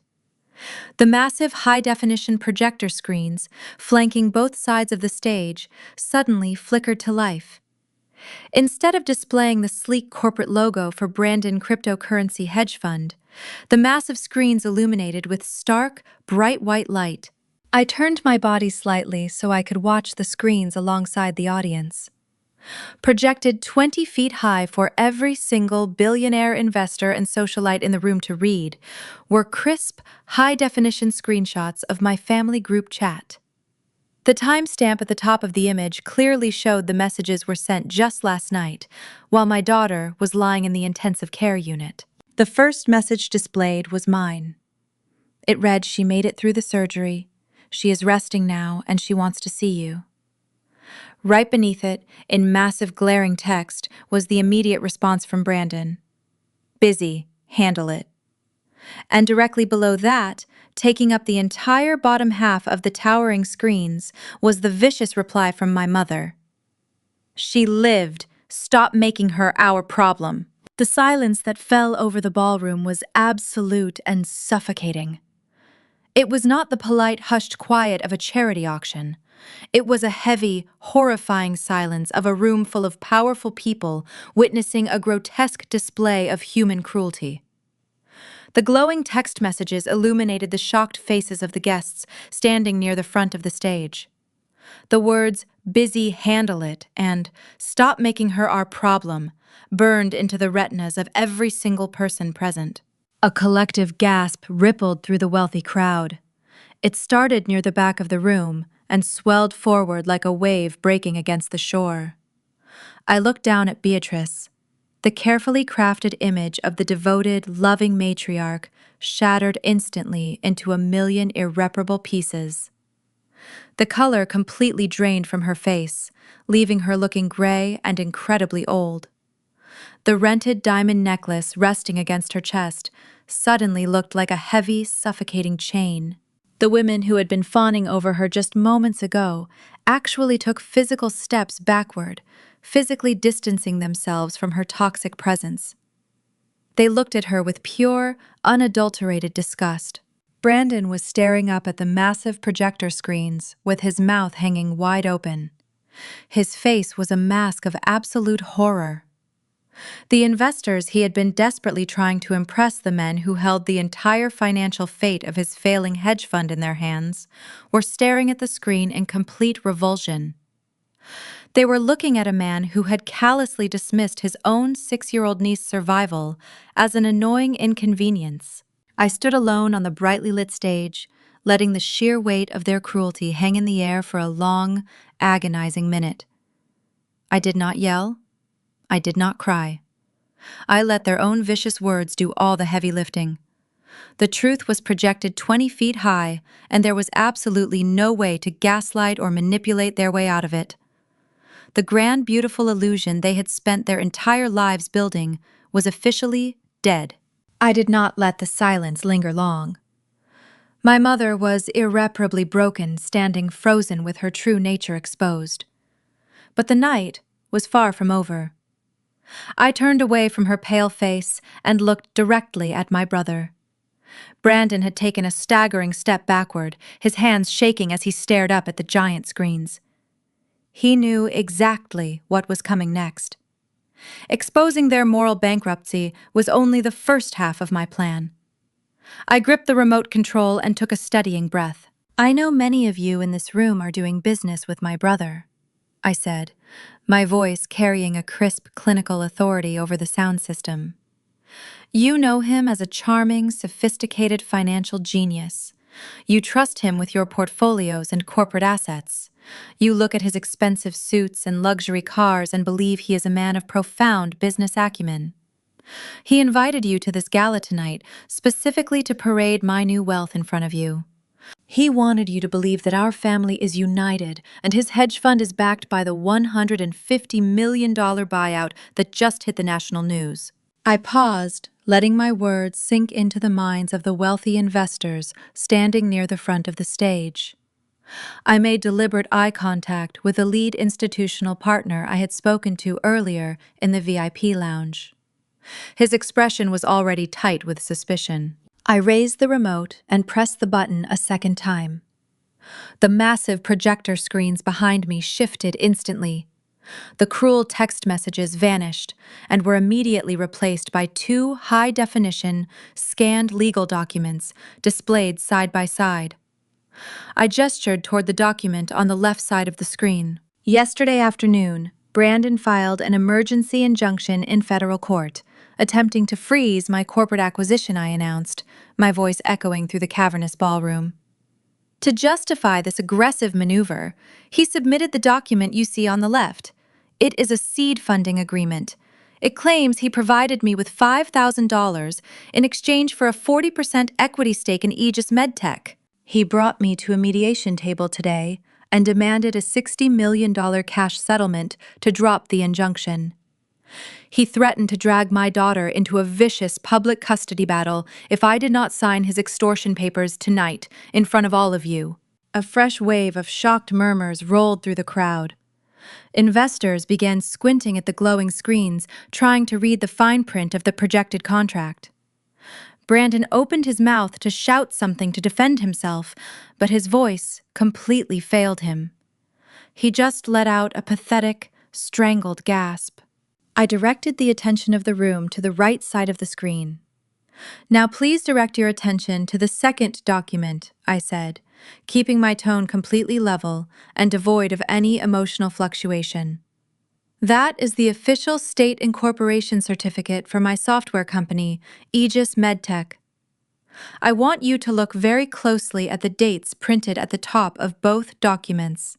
The lead investor from the VIP lounge stepped forward, pulling a pair of reading glasses from his suit pocket. He stared up at the massive, bright screens. The forged contract my brother submitted to a federal judge is dated October 14th, 3 years ago. I explained, walking slowly across the stage so every person in the room could hear me clearly. On that exact day, 3 years ago, I was lying in a hospital bed, recovering from a severe car crash. I had a severe concussion and broken ribs. I was heavily medicated on prescription narcotics. My loving mother and brother visited me on the day of my discharge and slipped that fraudulent seed funding agreement into a massive stack of medical release forms. They preyed upon a traumatized woman to steal her future. I paused, letting the sheer depravity of the act wash over the crowd before delivering the final, lethal blow to his corporate facade. But my brother made one catastrophic mistake in his timeline, I continued, my voice rising with certainty. He was so desperate to trick me in that hospital room that he failed to check public corporate records. Look at the date on the official incorporation certificate on the right. Aegis MedTech was not legally incorporated until September 2nd, 2 years ago. That is a full 12 months after the date on his forged contract. My brother just submitted a fabricated document to a federal court demanding $60 million from an entity that did not exist when the contract was signed. He committed federal wire fraud and perjury. The ballroom erupted into chaos. The wealthy investors who had been sipping champagne just minutes ago began shouting in outrage. They were not just horrified by the moral implications of his actions, they were ruthless businessmen, and they instantly recognized the profound, staggering incompetence required to make such a massive legal blunder. Brandon was not a financial genius. He was a reckless, desperate amateur who had just handed federal investigators a perfectly documented roadmap to his own felony conviction. Brandon raised his hands, palms facing outward, trying to back away from his own furious clients.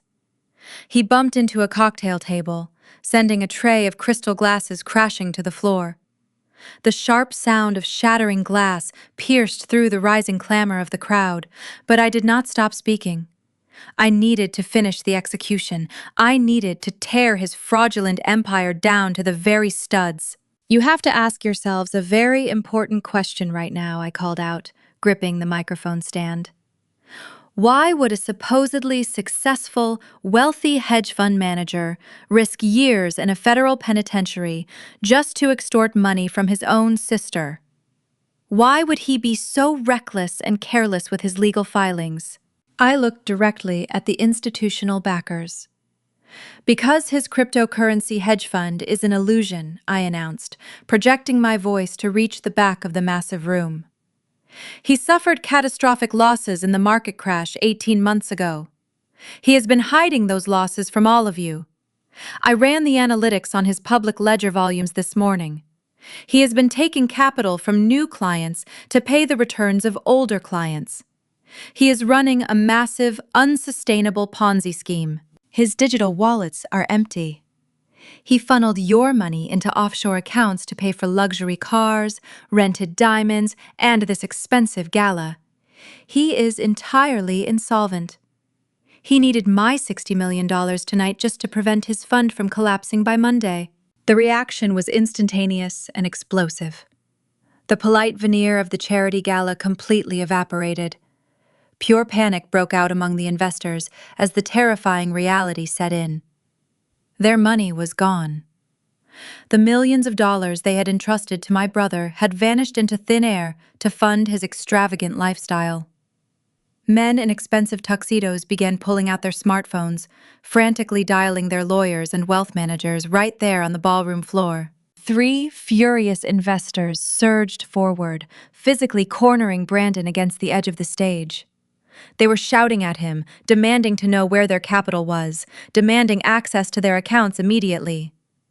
Brandon was trembling violently, his face slick with sweat. He looked like a trapped animal, surrounded by the people he had spent years defrauding. He stammered incoherently, unable to form a single convincing lie to save himself. His prestigious law partners, who had accompanied him to the mediation, were already backing away from the chaos, actively distancing themselves from their deeply radioactive client. I stood on the lit stage, looking down at the ruin I had orchestrated. The panic and shouting below me felt like a strange, chaotic symphony. I had taken the profound pain they inflicted upon me in that quiet hospital waiting room and forged it into a weapon of absolute destruction. Brandon was ruined. His reputation, his business, and his freedom were entirely gone. The realization of his absolute destruction finally broke whatever fragile restraint my brother had left. He let out a raw, guttural scream that tore through the ambient noise of the panicked ballroom. It was the sound of a cornered predator realizing the trap had permanently snapped shut. He lunged forward, scrambling up the carpeted steps of the main stage with a wild, reckless energy. His polished leather shoes slipped on the edge of the top stair, but he caught himself, scrambling upward with his hands outstretched. He was aiming directly for the microphone stand, trying to physically rip it away from me to somehow silence the undeniable truth I had just broadcasted to the entire city. I did not flinch. I did not take a single step backward. I stood my ground under the bright stage lights and watched him charge at me. Before he could even get within 3 feet of the microphone, 2 of the large hotel security guards who had been stationed near the catering exits rushed the stage. They grabbed Brandon by the shoulders of his expensive custom suit, dragging him backward. He thrashed wildly against their grip, kicking out and screaming my name, but they held him firmly in place. Down on the main floor, my mother realized that her carefully constructed world was completely evaporating.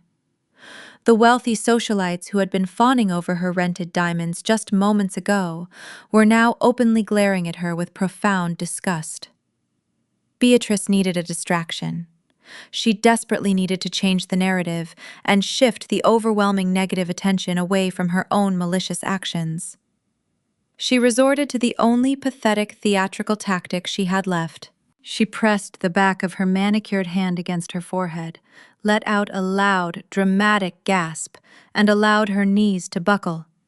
She collapsed toward the patterned carpet, executing a perfectly timed theatrical fainting spell. She expected the surrounding billionaires and their wives to immediately rush to her aid, to catch her and fuss over her fragile emotional state. She expected the room to suddenly pivot into a chorus of deep concern for the poor, devastated matriarch. Instead, absolutely no one moved to catch her. The crowd of elite investors and socialites simply took a collective physical step backward. Beatrice hit the floor with a heavy, ungraceful thud. Her rented diamond necklace tangled awkwardly around her neck, and her heavy velvet dress bunched up around her knees. She lay there on the carpet with her eyes squeezed shut, waiting for the hands of sympathetic friends to lift her up. But the hands never came. The people she had spent her entire life trying to impress just stood in a wide circle looking down at her crumpled form with icy, unforgiving judgment. Then a loud, heavy sound echoed from the very back of the massive ballroom. The towering arched oak doors were suddenly thrown wide open, hitting the wall with a resounding crash that cut through the chaotic shouting of the investors. Everyone on the floor, including the men furiously dialing their wealth managers, stopped and turned their heads toward the entrance. Walking through the doors with absolute professional authority was my corporate lawyer, Harrison. He was not alone.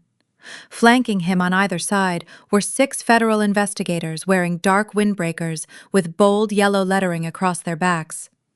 They moved in perfect unison, their expressions hardened and highly focused. Several of the agents were carrying thick manila envelopes and heavy stacks of legal warrants pertaining directly to Brandon and his fraudulent hedge fund records. The atmosphere in the room shifted instantly from a panicked high society charity gala to an active federal crime scene. The remaining chatter died down into a tense, breathless silence. The only sound was the heavy, methodical footsteps of the federal agents marching directly down the center aisle of the ballroom. The sea of wealthy guests eagerly parted for them, clearing a wide, straight path directly toward the front of the stage, where Brandon was still actively struggling against the hotel security guards. Harrison looked up at me standing under the stage lights and gave me a single, curt nod of profound respect. We had timed this entirely to perfection. While I was holding Brandon attention and dismantling his reputation in front of his primary financial backers, Harrison had been coordinating with the federal authorities we had contacted earlier that afternoon. The forged seed funding contract Brandon had blindly submitted to the federal court had provided the authorities with the exact probable cause they needed to secure immediate search and arrest warrants. The lead federal agent stepped up to the edge of the stage. He looked directly at my brother, pulling a folded document from his jacket pocket. "Brandon," he stated, his voice carrying the heavy, unmistakable weight of federal law enforcement. "We have warrants for the immediate seizure of all your corporate servers, offshore bank accounts, and personal electronic devices. You are also being placed under arrest for federal wire fraud and perjury." The hotel security guards immediately released Brandon, stepping back to let the federal agents take control. Brandon completely collapsed in on himself. The aggressive fighting spirit entirely drained out of his body, leaving behind a hollow, terrified shell of a man. His knees actually buckled, and he slumped against the edge of the stage, sobbing openly as an agent firmly secured his wrists behind his back.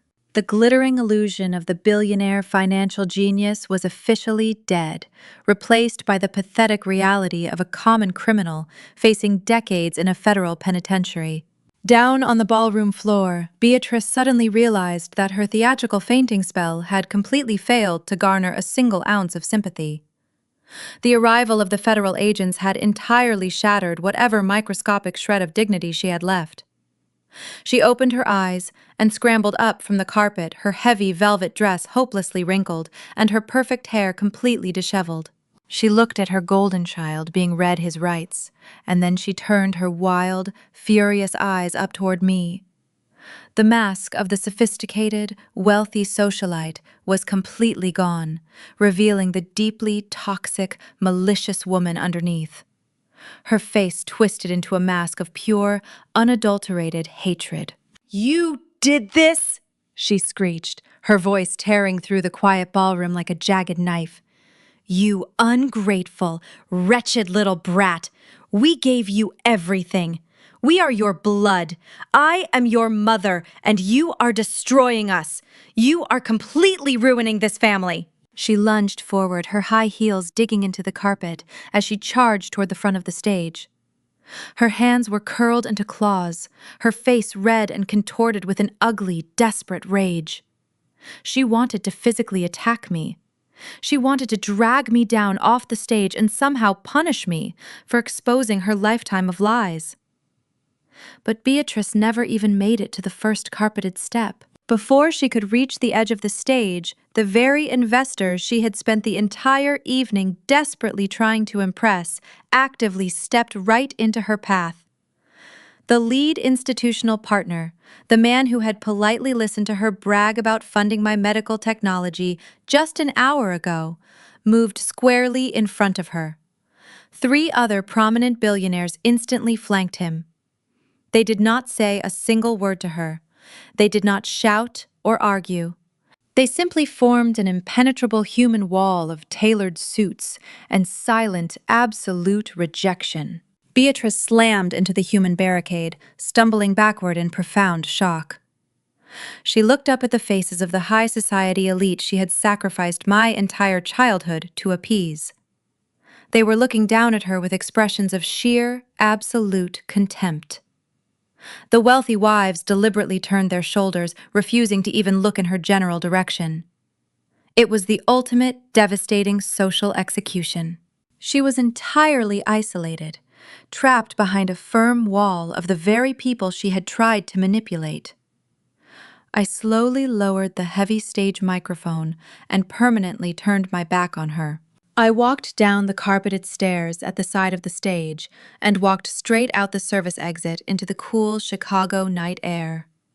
I did not look back at the chaotic ballroom or the flashing red and blue lights of the federal vehicles pulling up to the hotel entrance. I simply got into my waiting town car and drove back to the hospital to be with my daughter. The weeks that followed that explosive evening moved with a swift, ruthless efficiency. The dominoes I had carefully lined up had fully fallen, crushing the elaborate, toxic empire my family had built. The federal indictment against my brother came down remarkably fast.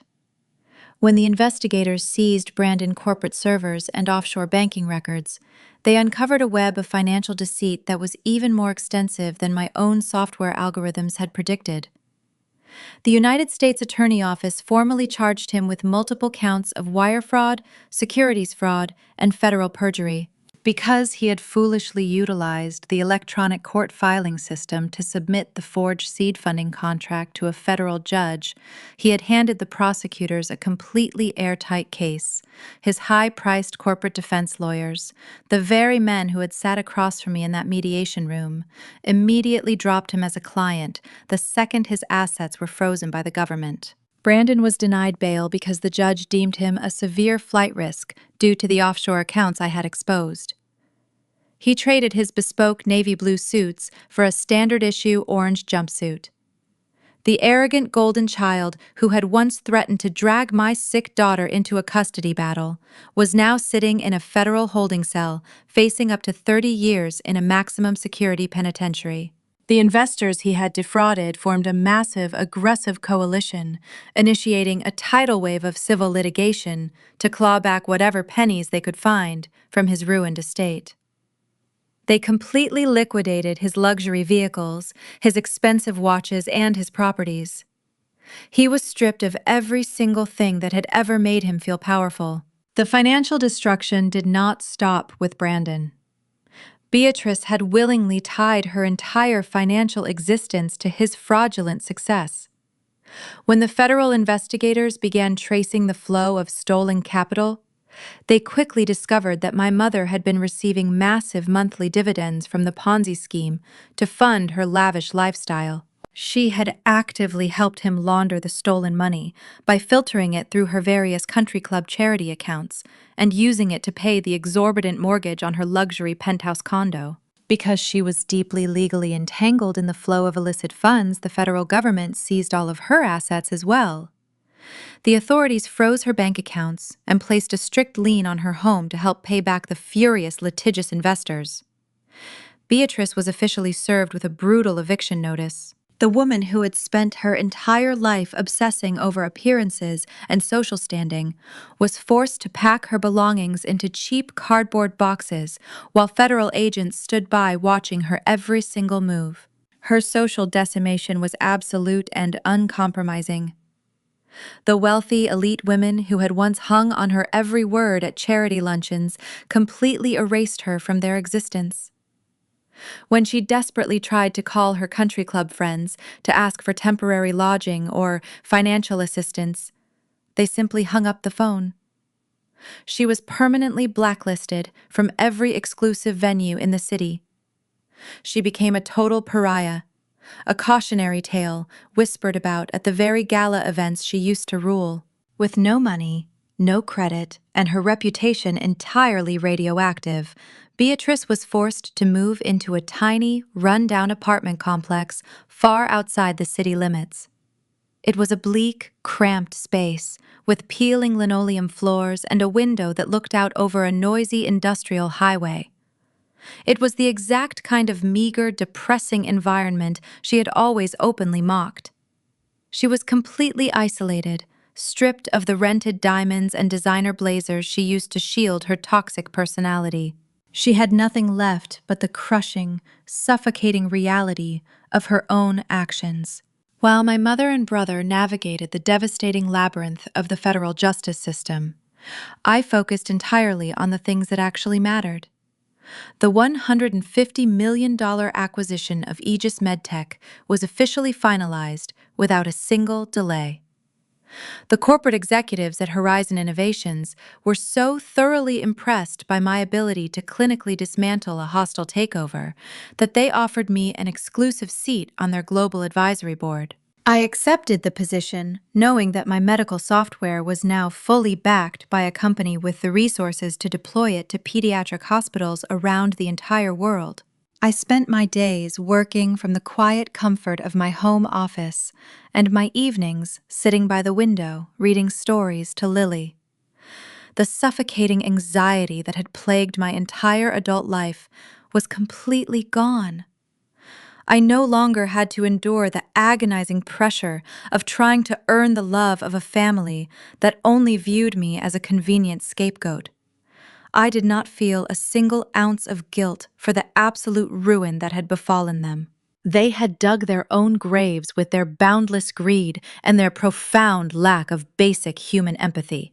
The massive media circus surrounding the dramatic charity gala eventually died down, replaced by the very next sensational corporate scandal. The society photographers who had once eagerly snapped pictures of my mother and brother permanently deleted their digital files, moving on to the next wealthy family. Beatrice and Brandon simply faded away entirely, becoming nothing more than a dark, distant memory. I had effectively severed the deeply infected branches of my family tree, allowing the healthy roots to finally grow strong and thrive in the bright, open sunlight. They were completely gone from my life. I was entirely free to focus on my beautiful daughter. The transition into winter brought a quiet beauty to the city, but I barely noticed the cold from the warmth of my new home office. I was sitting at my large oak desk, reviewing the final deployment schedules for the pediatric hospitals integrating Aegis MedTech software into their surgical wards. The fireplace crackled softly in the corner of the room, casting a warm, golden glow across the hardwood floors. Lily was down the hall in the sunroom painting a picture for her favorite nurse from the intensive care unit. For the first time in my entire life, my physical surroundings perfectly matched my internal state of being. Everything was secure, stable, and completely peaceful. I had spent the past month meticulously building a fortress of safety for my daughter and myself, insulating us from the toxic fallout of my family collapse. The federal investigation was making daily headlines, but I paid no attention to the news cycles anymore. My days were filled with productive corporate meetings and quiet evenings reading bedtime stories to a healthy, thriving child. I reached for my mug of hot tea, savoring the profound stillness of the afternoon. Then my personal cell phone buzzed against the polished wood of my desk. The sudden vibration shattered the quiet atmosphere of the room. I looked down at the bright screen. It was an unknown local number. I normally let unrecognized calls go straight to voicemail, but I was expecting a call from a private courier regarding a delivery for Lily. I swiped the green button and lifted the phone to my ear. "Hello," I said, keeping my tone polite and professional. There was a long, heavy silence on the other end of the line. I could hear the faint, muffled sounds of heavy traffic rushing by in the background, followed by a harsh, scraping noise that sounded like a cheap window sliding shut. Then a shaky, breathless voice spoke my name. "Mallory, it's me." I froze for a fraction of a second. It was Beatrice. Her voice was practically unrecognizable. The smooth, aristocratic cadence she had spent decades perfecting was completely gone. The theatrical, polished delivery that used to command the attention of entire ballrooms had been replaced by a thin, desperate rasp. She sounded incredibly small and entirely defeated. I did not immediately hang up the phone. I leaned back in my leather desk chair, taking a slow, steady breath. I was not angry. I was not afraid. I simply sat there, in the quiet warmth of my office, waiting to hear what the woman who had abandoned my dying daughter could possibly have to say. "Mallory, please do not hang up on me," Beatrice begged, her voice cracking with unshed tears. "I know you hate me. I know you have every single right in the world to be furious with everything that happened, but I have absolutely no one else left to call. They took everything from me, Mallory. The federal agents came, and they took my home. They took my bank accounts and my clothes and my car. I have nothing." She let out a pathetic, whimpering sob that sounded entirely genuine. There was no camera crew to perform for now. There were no wealthy socialites to impress. She was just a broke, desperate woman standing in a bleak apartment, staring out at an industrial highway. "I am living in a terrible place," Beatrice continued, her words tumbling out in a frantic, rushed panic. "The heat barely works, and the water pressure is awful. I do not know anyone in this neighborhood. All of my friends have completely abandoned me. They will not even answer my calls or respond to my emails. Brandon is locked away in a federal holding cell, and his lawyers will not even speak to me because my assets are frozen.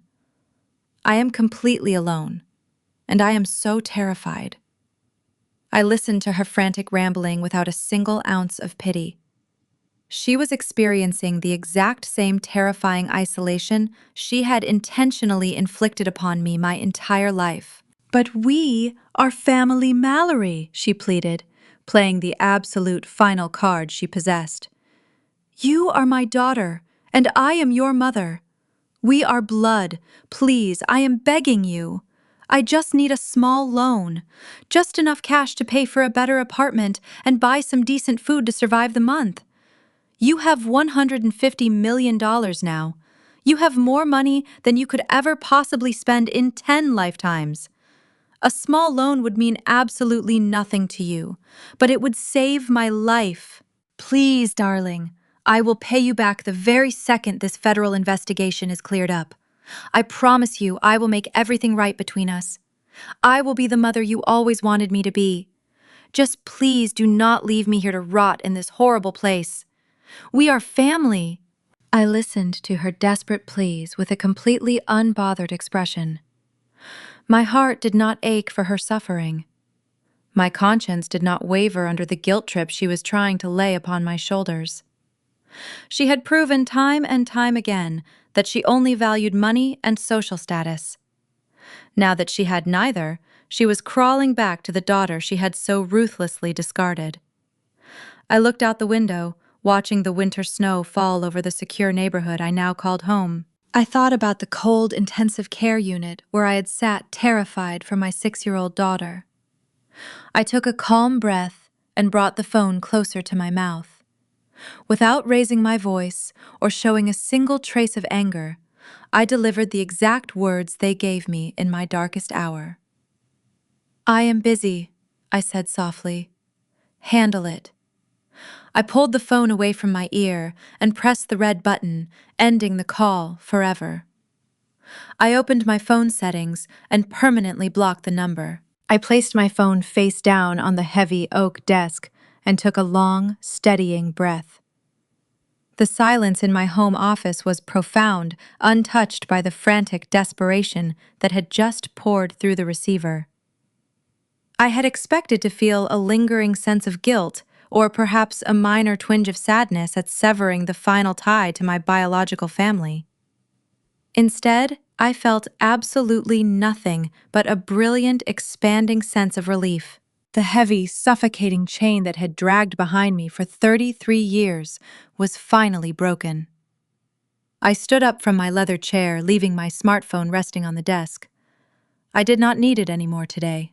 I walked out of the office and moved slowly down the wide, sunlit hallway of our new home. The estate was nestled on 20 acres of heavily wooded, secured property just outside the city.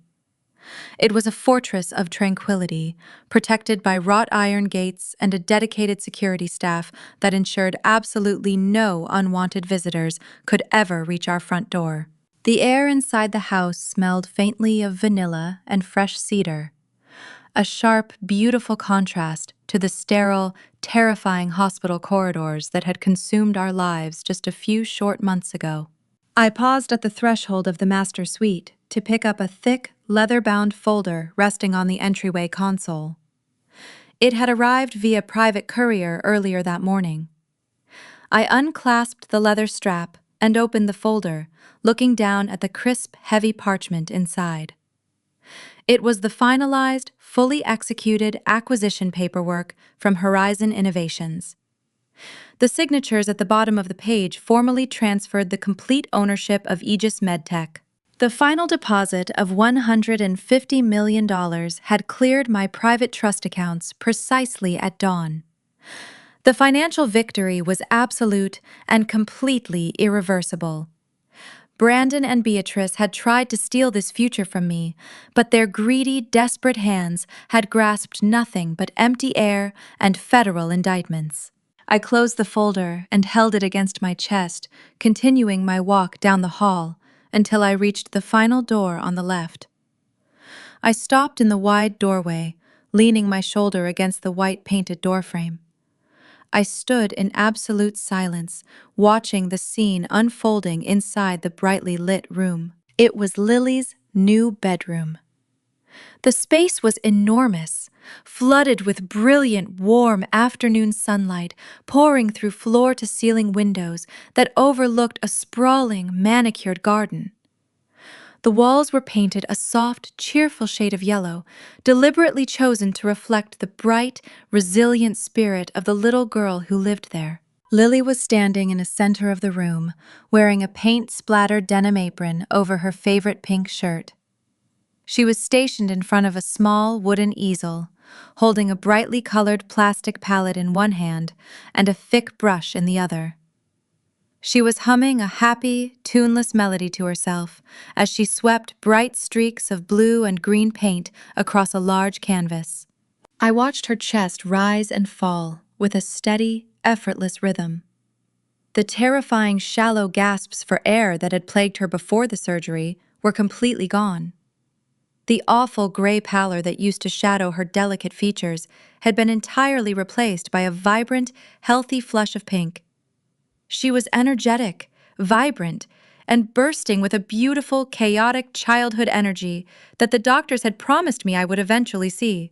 Her heart, guided by the very technology I had built late at night at my cramped kitchen table, was beating strong and perfectly whole. Lily paused her painting and took a step back to admire her work. She tilted her head to the side, a gesture that was so remarkably familiar it made my chest ache with profound love. She turned around to grab a different brush and caught sight of me standing in the doorway. Her face lit up with a massive gap-toothed smile. She dropped her brush into a cup of water and ran across the plush carpet, throwing her small arms around my waist. I knelt down on the floor, setting the heavy corporate folder aside, and pulled my daughter into a tight, fierce embrace. I buried my face in her soft hair, breathing in the sweet, clean scent of her shampoo.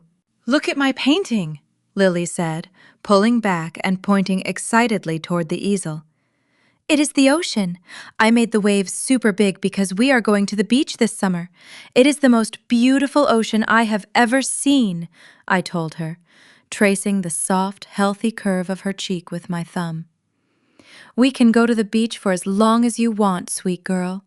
We can go anywhere in the entire world." She beamed at me, completely unaware of the massive financial empire that now secured her future, and entirely oblivious to the dark, toxic family history we had permanently escaped. She just knew that she was safe, that she was healthy, and that she was loved, without a single condition or expectation. I stood back up and picked up the leather folder. A profound, overwhelming sense of peace washed over my entire soul. Looking at my beautiful, healthy daughter, the ultimate truth of my journey crystallized with absolute clarity. My real wealth was not the 9-figure bank account sitting in a secure offshore trust. It was not the national recognition, the corporate advisory board seat, or the massive estate we now called home. My true, untouchable wealth was the absolute freedom from my toxic bloodline. It was the profound privilege of breaking a generational cycle of narcissistic abuse. I fought through the darkest, terrifying moments of my life completely alone, and emerged with the absolute power to give my daughter the pure, unconditional love I was ruthlessly denied. I smiled, taking my daughter by the hand to walk forward into our bright, beautiful new life. The ultimate lesson from this journey is that true wealth has nothing to do with 9-figure bank accounts, rented diamonds, or high society validation. Real wealth is the absolute freedom to define your own worth and the courage to sever ties with those who only view you as a stepping stone for their own egos. For years, I allowed the toxic illusion of biological obligation to keep me chained to a family that saw my struggles as an unbearable burden and my daughter's survival as a mere inconvenience. We are often conditioned to believe that we must endlessly forgive relatives who consistently tear us down. But healing does not require maintaining a relationship with your abusers. Sometimes the most profound act of love you can commit is protecting yourself and your children from a generational cycle of narcissistic manipulation. You do not owe your success, your peace, or your resources to people who abandoned you in your darkest hours.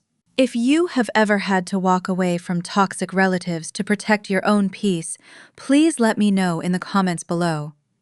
Hit that like button and subscribe to our channel for more stories about surviving betrayal, establishing unbreakable boundaries, and finding the strength to build a beautiful life entirely on your own terms.